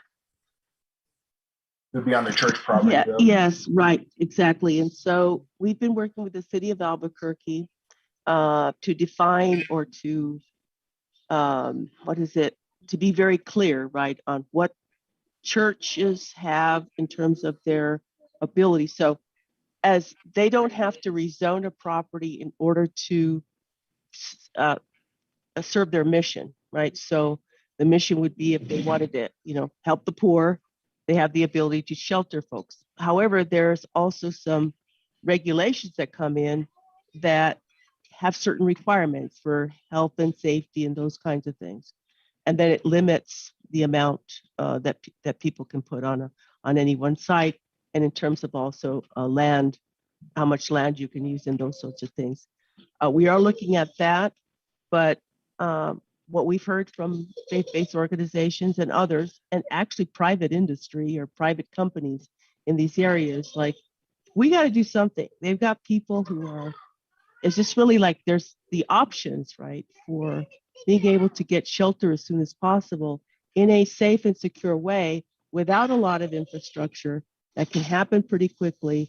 That would be considered actually not permanent, right? So there'd be this, agreement between the city for a period of time. So it wouldn't have that permanence to just try to address these issues of health and safety right away. And we've been looking at this for some time, as you know, because I did have a conversation with you about it, Commissioner, some time ago. So the city has, pretty much $500,000, and we're also going to be looking for in the junior bill for some operational funds. And so one of the challenges, of course, is getting that support, those continued support services, even if you build something that's permanent or not permanent. Those are always a challenge is, you know, getting the funding to continue and provide staff and case management and those kinds of things. Those continue to be a challenge. So that's essentially what it's about. Okay. Thank you, Commissioner O'Malley. So and I've got a heart for the homeless, and I've worked with several of the pastors actually in Commissioner Barboa's district, in the International District, Pastor Joanne and Pastor Chris Cleveland, and helping provide solutions and transitions. But what I've also seen happen a lot is well-intentioned efforts that actually make the situation worse. Our homeless numbers have grown, and it's not because we haven't put enough effort into, you know, providing for folks. I think there's a rampant drug problem. I think drug dealers love the homeless. Honestly, I've seen them, and all the homeless people know exactly where to go. They don't even have to look; they're found. So what I would be concerned with is that this is a permanent enabling mechanism. That's my concern. And also what I don't understand is the zoning. And I don't know that I necessarily trust what the city is doing with zoning. When you look at Coronado Park, the park I used to have lunch at during my workday in the summers when I worked at McClinic Paper down there. The city's completely fine with that park being a complete infestation of bad behavior, deaths and drug abuse and domestic violence, and it's sanctioned down there. And so I question the city's zoning efforts to make sure that this is okay. So I'm not in favor of this. I am in favor of helping. The $2 million infrastructure or the transitional housing, it makes sense. I hate that it costs $250,000 per unit, but I know it is. Commissioner Quezada, you're adding on to your house for your mother-in-law, and I know all the costs for you are, you know, 3 to 4 times more than what you're expecting. So that one makes sense, and it's a transition. That being said, though, we also have our tiny home village, which is also in Commissioner Barboa's district, that isn't being fully utilized yet. So I guess I question adding more projects that I question the effectiveness of, and I respectfully appreciate your perspective, Commissioner O'Malley. I know I feel like I agree with your heart. I think we just come at it from 2 different perspectives. As a kid, I was homeless twice with my single mom and sister. So it's not like I don't have a heart for it, and I don't feel that there are definitely solutions. There are good solutions, and there's solutions that really just enable problems.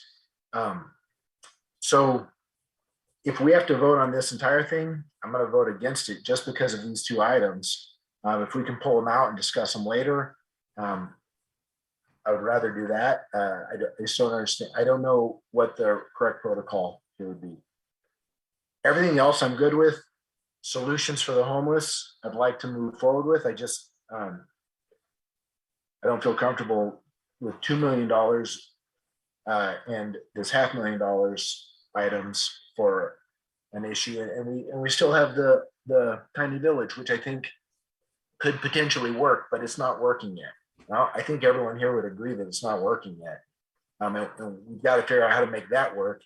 I think it's too soon to be putting another $2.5 million into something else. That's my 2 cents. Commissioner Barboa, I can see your hand. Go for it.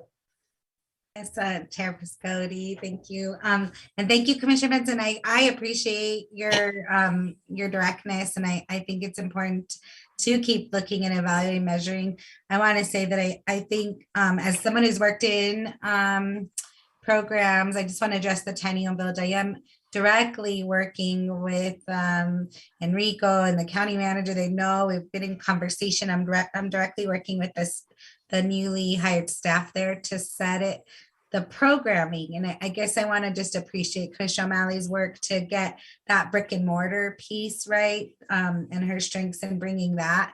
And I think the programming and how we get people in and how we build the idea is to build a community. And there are other spaces like East Central Ministries or others that have housing projects with the same kind of mission and that do like create a community. So I understand that frustration as well, that we have Tiny Home Village sitting there, but I am committed to working really hard with them to get it right, because I too, like you, care and want to see the program match the beautiful space that we have in the middle of the International District, right?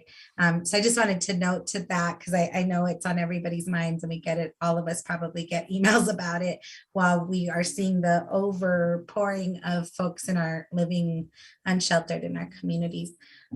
So I just wanted to address that. And I did want to say that, these are two separate items, and the recovery center for me is important because of that same reason, right? When we can go and offer people services, but then when there's a 2-year waiting list to actually get recovery, or there's a multiple month waiting list, I think, Commissioner Benson, right, that we need to be able to meet people when they're ready for recovery. We have to be ready for them. And so that is my hopes in both for that 2 million. But I just also wanted to just clarify, because this is a recommendation to the legislature. And they will then take this long list of things and consider it recommendations from the county. I just want to be clear that that's correct, right? That this is so we're not actually voting for the $2.5 million to go. We're asking the legislature to consider this as our priority, as two of our priorities among this long list of priorities.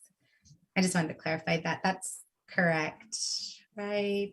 I don't know if it's Ken or Julianne that answers that, or Clay, I guess. Yes. Madam Chair, Commissioner Barboa, you're correct.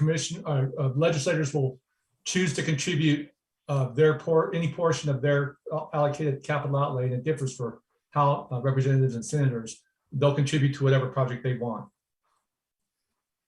And then last, I just want to acknowledge that, agree, if you don't agree with it at the core, Commissioner Benson, Commissioner O'Malley and I can advocate for it on our own as not part of the big list of what the full commission supports, I guess, if that's an opportunity. Sorry about that. My power went out and I had to get back in. Apologize. Thank you, Commissioner Barboa. And I guess a question, can I just ask, can we separate these items? Because I'd like to not vote against the entire request to the legislature. It's just these two items. And actually, Commissioner Barboa, I'm leaning towards that one. I am. My one question I do have, though, is recurring costs. So as I understand it, at least for the 2 million, I am also a little concerned with the safe outdoor space recurring costs, but the 2 million for the, as I understand it, for the recovery center, support center, right, is that a nonprofit that already would go up for the RFP, we would do the procurement process, all that stuff for them to be able to get this. It is that space on Cardenas. So there's already an existing nonprofit that services out of there that I feel has been successful and really pounds the pavement on sober living and access for folks that require recovery and sober living.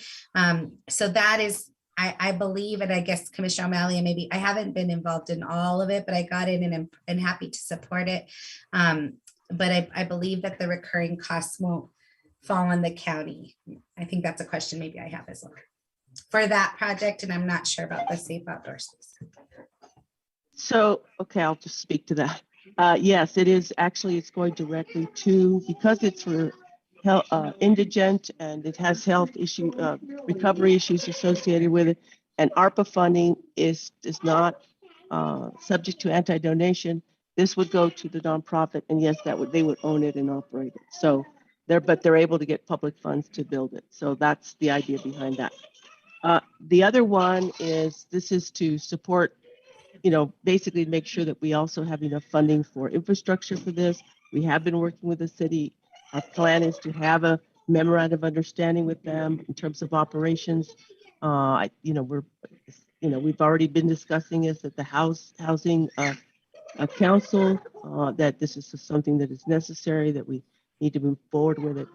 The thing is, the legislators have a lot of money. They've reached out to us and they've asked us what they, what we think we should do in terms of homelessness, and they're reaching out to us. So this was an opportunity to do that.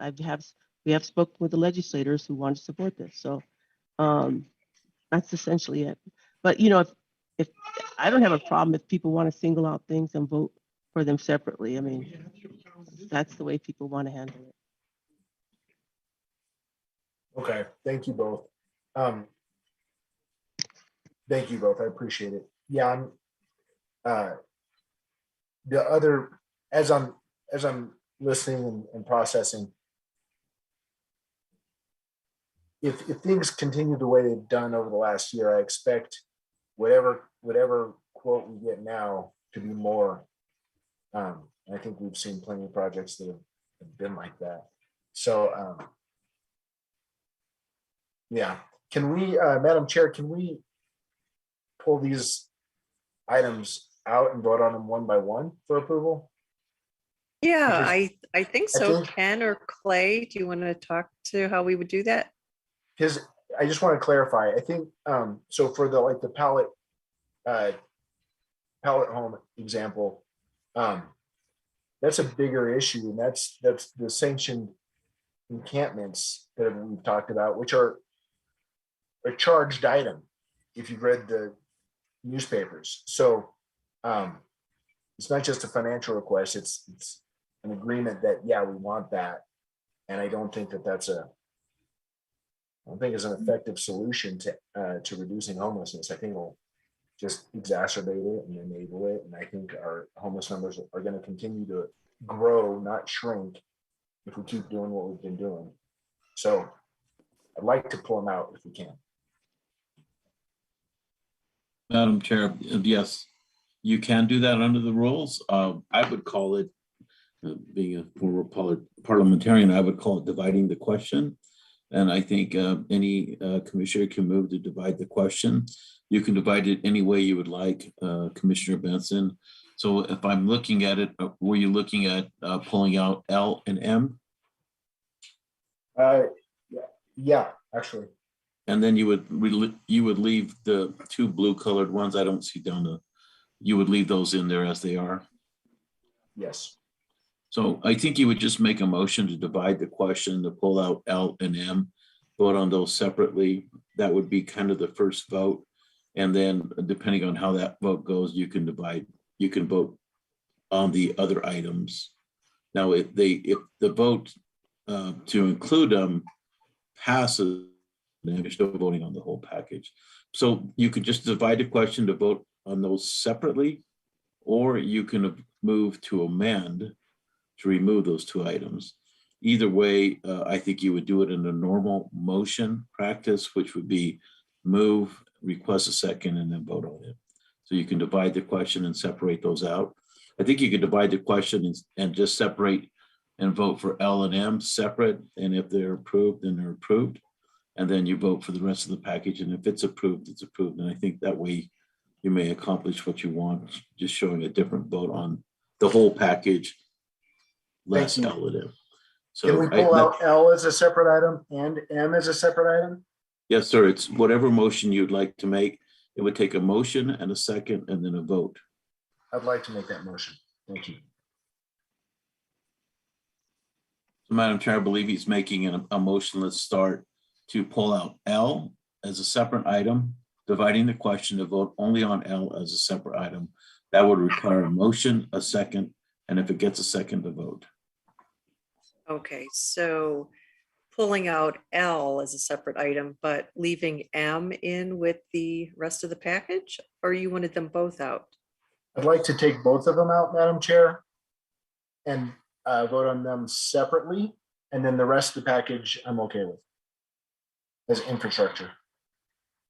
Okay, so is the motion to remove L and M and then vote on three things? Is that what we're doing? Yes, ma'am. And then vote on L uniquely and M uniquely. Mhm. Okay, so that's your motion. That is your motion. One big motion. Okay, okay. I'll go ahead and second your motion to do that, to pull those out and vote on them separately. And so now we need a roll call vote. Alrighty. Commissioner There you are. O'Malley, I'm fine with pulling them out if people want to do that, so I'll say yes. Commissioner Casada, Aye. Chair Piscotti, Aye. Vice Chair Benson, Aye. Madam Chair Barboa. Aye. So called. Okay. So now I guess we're going to go back and vote on each of those three things. So I can't see what the other ones were. So I guess we will, Clay, can you just say what letters those are that we're voting on right now, that package? Yes, ma'am. Madam Chair, so based on Commissioner Benson's motion, what I have on the screen here, 2O, 2P, 2Q, and 2R, I'm understanding that's acceptable to you all. Okay, thank you. Yeah. Thank you. So who would like to move to approve those items? I move for approval. Thank you. Is there a second? I'll second. That's Commissioner Benson. Thank you. And so all in favor, say aye. And Madam Clerk, please call the roll. Commissioner O'Malley, Aye. Commissioner Casada, Aye. Chair Piscotti, Aye. Vice Chair Benson, Aye. Madam Chair Barboa. Aye. So called. Okay, thank you. So those items passed unanimously. And now going down to item L, is there a motion for item L? I move approval, Madam Chair. Is there a Second. second? Thank you. So all in favor of item L? Madam Clerk, please call the roll. Commissioner O'Malley, Aye. Commissioner Casada, But I'd like to make a quick little comment on my vote. You know, I heard Commissioner Benson's concerns. I understand them very well. But I also know that if we don't have something in place, then there really is nowhere to go. So we're caught in this whirlwind trap of, do we put money in it? Do we not? And I know from experience that, you know, some of the stuff that we do, we think we're doing a really good thing, but one of my friends was murdered in a hotel room that we gave him a voucher to stay because he didn't, you know, it's okay to have a roof over your head, but there's no counseling, there's no supervision, there's none of that effort being moved forward. So I'm kind of stuck in the middle of, you know, yeah, are we doing the same things over and over, or are we looking at what other directions we can go? I'm hoping this is another direction that we're going, where there's more supervised, and with services provided on these locations than just letting it be a free for all. Although I do understand his concern, and I just want to I just want to make sure that people who are watching this meeting, that I also have those same concerns. And I'm very disheartened. But I also know that if we don't have it available for the people, and then we try to, catch up, it's too late. And I'm basing that decision on what has happened recently to a very dear friend of mine. And that I want to make sure that places have, that kind of opportunities. So thank you, Madam Chair. Chair Piscotti? Aye. Vice Chair Benson? Given Commissioner Quesada's position, I agree with the philosophy. My question is, first of all, the cost, the potential recurring cost, management of it, which are all issues that we've had with the tiny home, which isn't fully utilized. So not that I don't think there's a need for these types of services, I just don't think that now is the time. So no. Madam Chair Barboa? Aye. So called.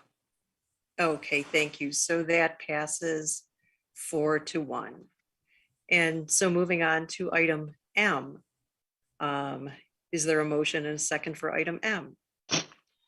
Madam Chair, I move approval. And I just want to assure folks, this concept is new.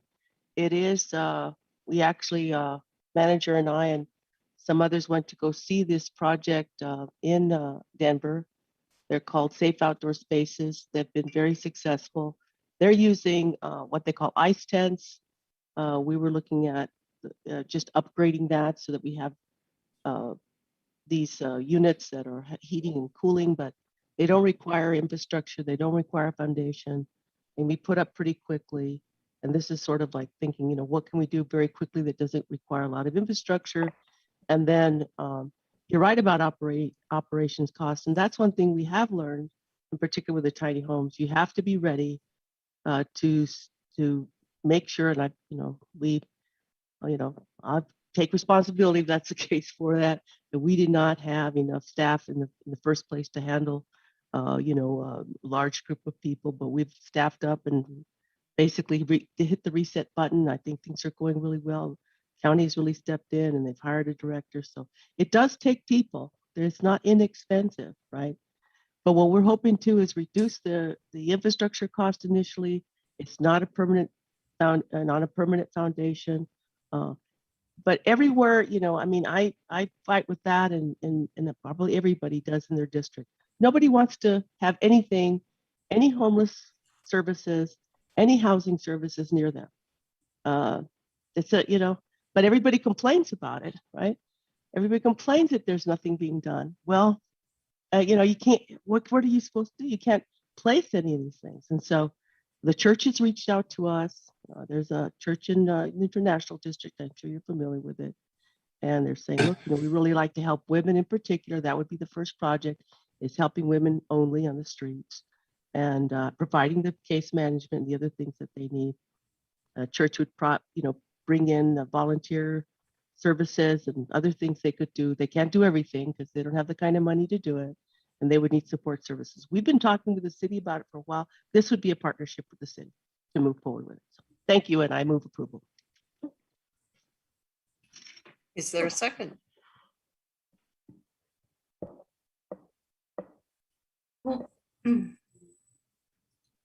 I guess I sort of want, like, if there's not a second, I more feel like Commissioner O'Malley and I can talk about going outside of, yeah. Well, let's take it to vote. I'll second it. And then, yeah. Okay, thank you. And Madam Clerk, please call the roll. Commissioner O'Malley? Aye. Commissioner Quesada? Again, I have a comment before my vote. Sorry. I know it's been a long meeting. I always have heartburn when there's no infrastructure. I just don't know how successful that is. I truly think that might be a small part of what's wrong with the tiny home village, is that each unit doesn't have, and I know it was a cost thing, and I get that, I understand that, I'm aware of that, But even on a ship in the middle of the ocean, I have the smallest room that you could even imagine. And there's a toilet, there's a shower, and there's a sink. And, I'm going to vote yes, because I'm just going to let the legislature make this decision whether they're going to fund this or not, or maybe look at maybe even doing something better, putting more money into it that actually has infrastructure to help the church be more successful. Because my concern for women is huge. And for women out on the street, that's probably harder for me to see. It's all hard to watch. It's all hard to look at. But I think especially when I see women and children. And so I'm just going to let it pass. And then I'm going to hope that Commissioner O'Malley and Commissioner Barboa take it to another level and see if we can get some kind of infrastructure, some kind of making people feel more human. And that's just my hope. I know that that's a hard job that I'm throwing at you, but I really truly believe that would be the game changer. So I'm going to say yes, just based on, I'm hoping that this becomes something more than just, those pallets. I'm just hoping that we could do more, but we have to do something for women. And I understand that. So thank you, Madam Chair. It's a yes for me. Chair Piscotti? I'm going to make the meeting even longer and make my own statement before I vote.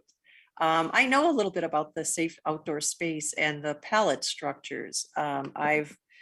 I've researched it. I've had the presentation from the pellet shelter guy, and so I've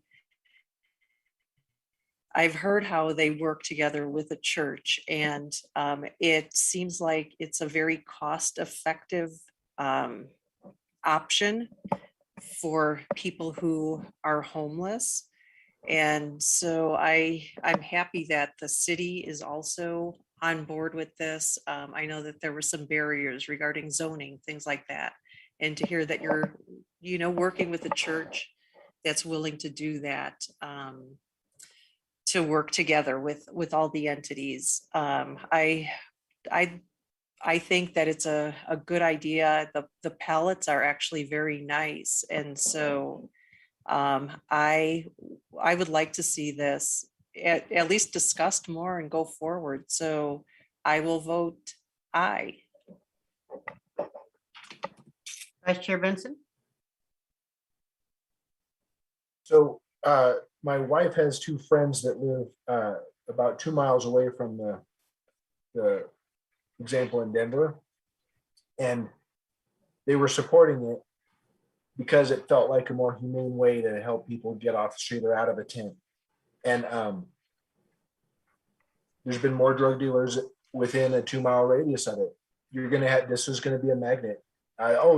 This is anecdotal. I'm not saying this is going to happen every time. They found human feces, a pile of it in their yard, in their front yard.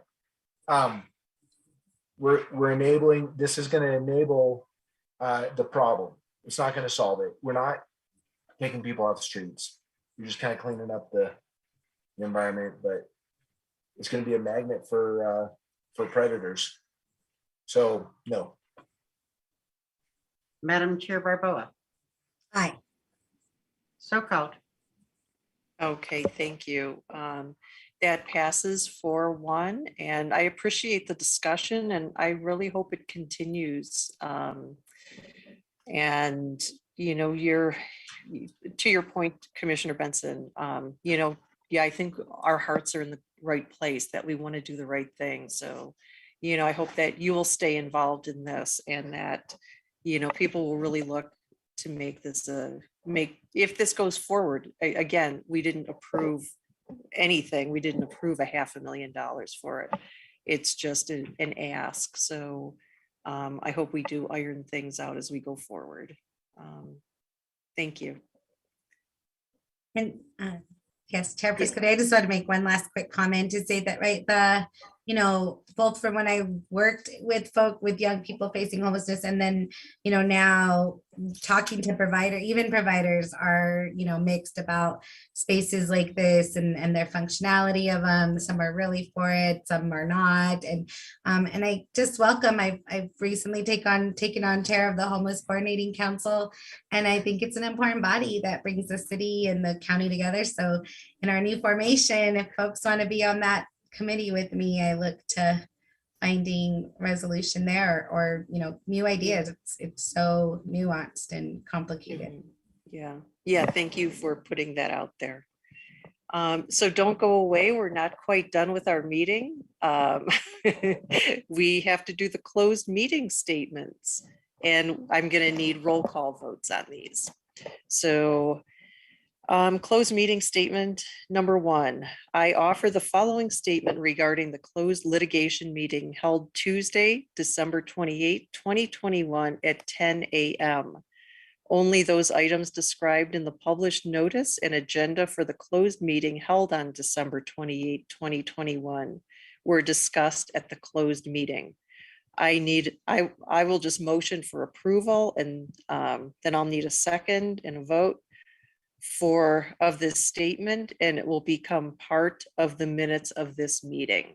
I move for approval. Is there a second? Second. Thank you, Commissioner Quesada. And Julianne, I'm going to call on you. I don't remember who was in that meeting. So can all the commissioners vote, or only the ones who are in that meeting? Madam Chair, I will defer to Ken if he recalls who was in that meeting, or to those commissioners that were present or not. It's up to you to recuse yourself if you weren't. We just need a quorum to vote. Okay. So I guess I'll just go on the honor system here. If you were in that meeting on December 28th, then if you were in there and you want to approve, give me an aye. If not, recuse yourself. We'll just work it that way. So Madam Clerk, please call the roll. Commissioner O'Malley. Aye. Commissioner Quesada. I don't recall whether I was in that meeting or not. I can't remember last week. I remember reading the minutes and saying I agreed with them, but I can't remember if I was in it or not. So I guess I'll recuse myself. Madam Chair, just to refresh memories, the December 28th meeting was regarding the opioid settlements. So if that refreshes anybody's memory for that meeting. Oh yeah, I was on that meeting. So can I still recuse myself? I'm kidding. Aye. Thank you. I had to look it up as well. Chair Piscotti. I was Chair there. Benson. I recuse myself. I was not there. Good memory. Madam Chair Barboa. Aye, I was there. So many meetings. Okay, so that has been approved. On to the next one. I offer the following statement regarding the closed litigation meeting held Tuesday, January 11, 2022 at 3:30 p.m. That was today. So hopefully you remember if you were there today. Only those items described on the published notice and agenda for the closed meeting held on January 11, 2022 were discussed at the closed meeting. I need a motion for approval of this statement, and it will become part of the minutes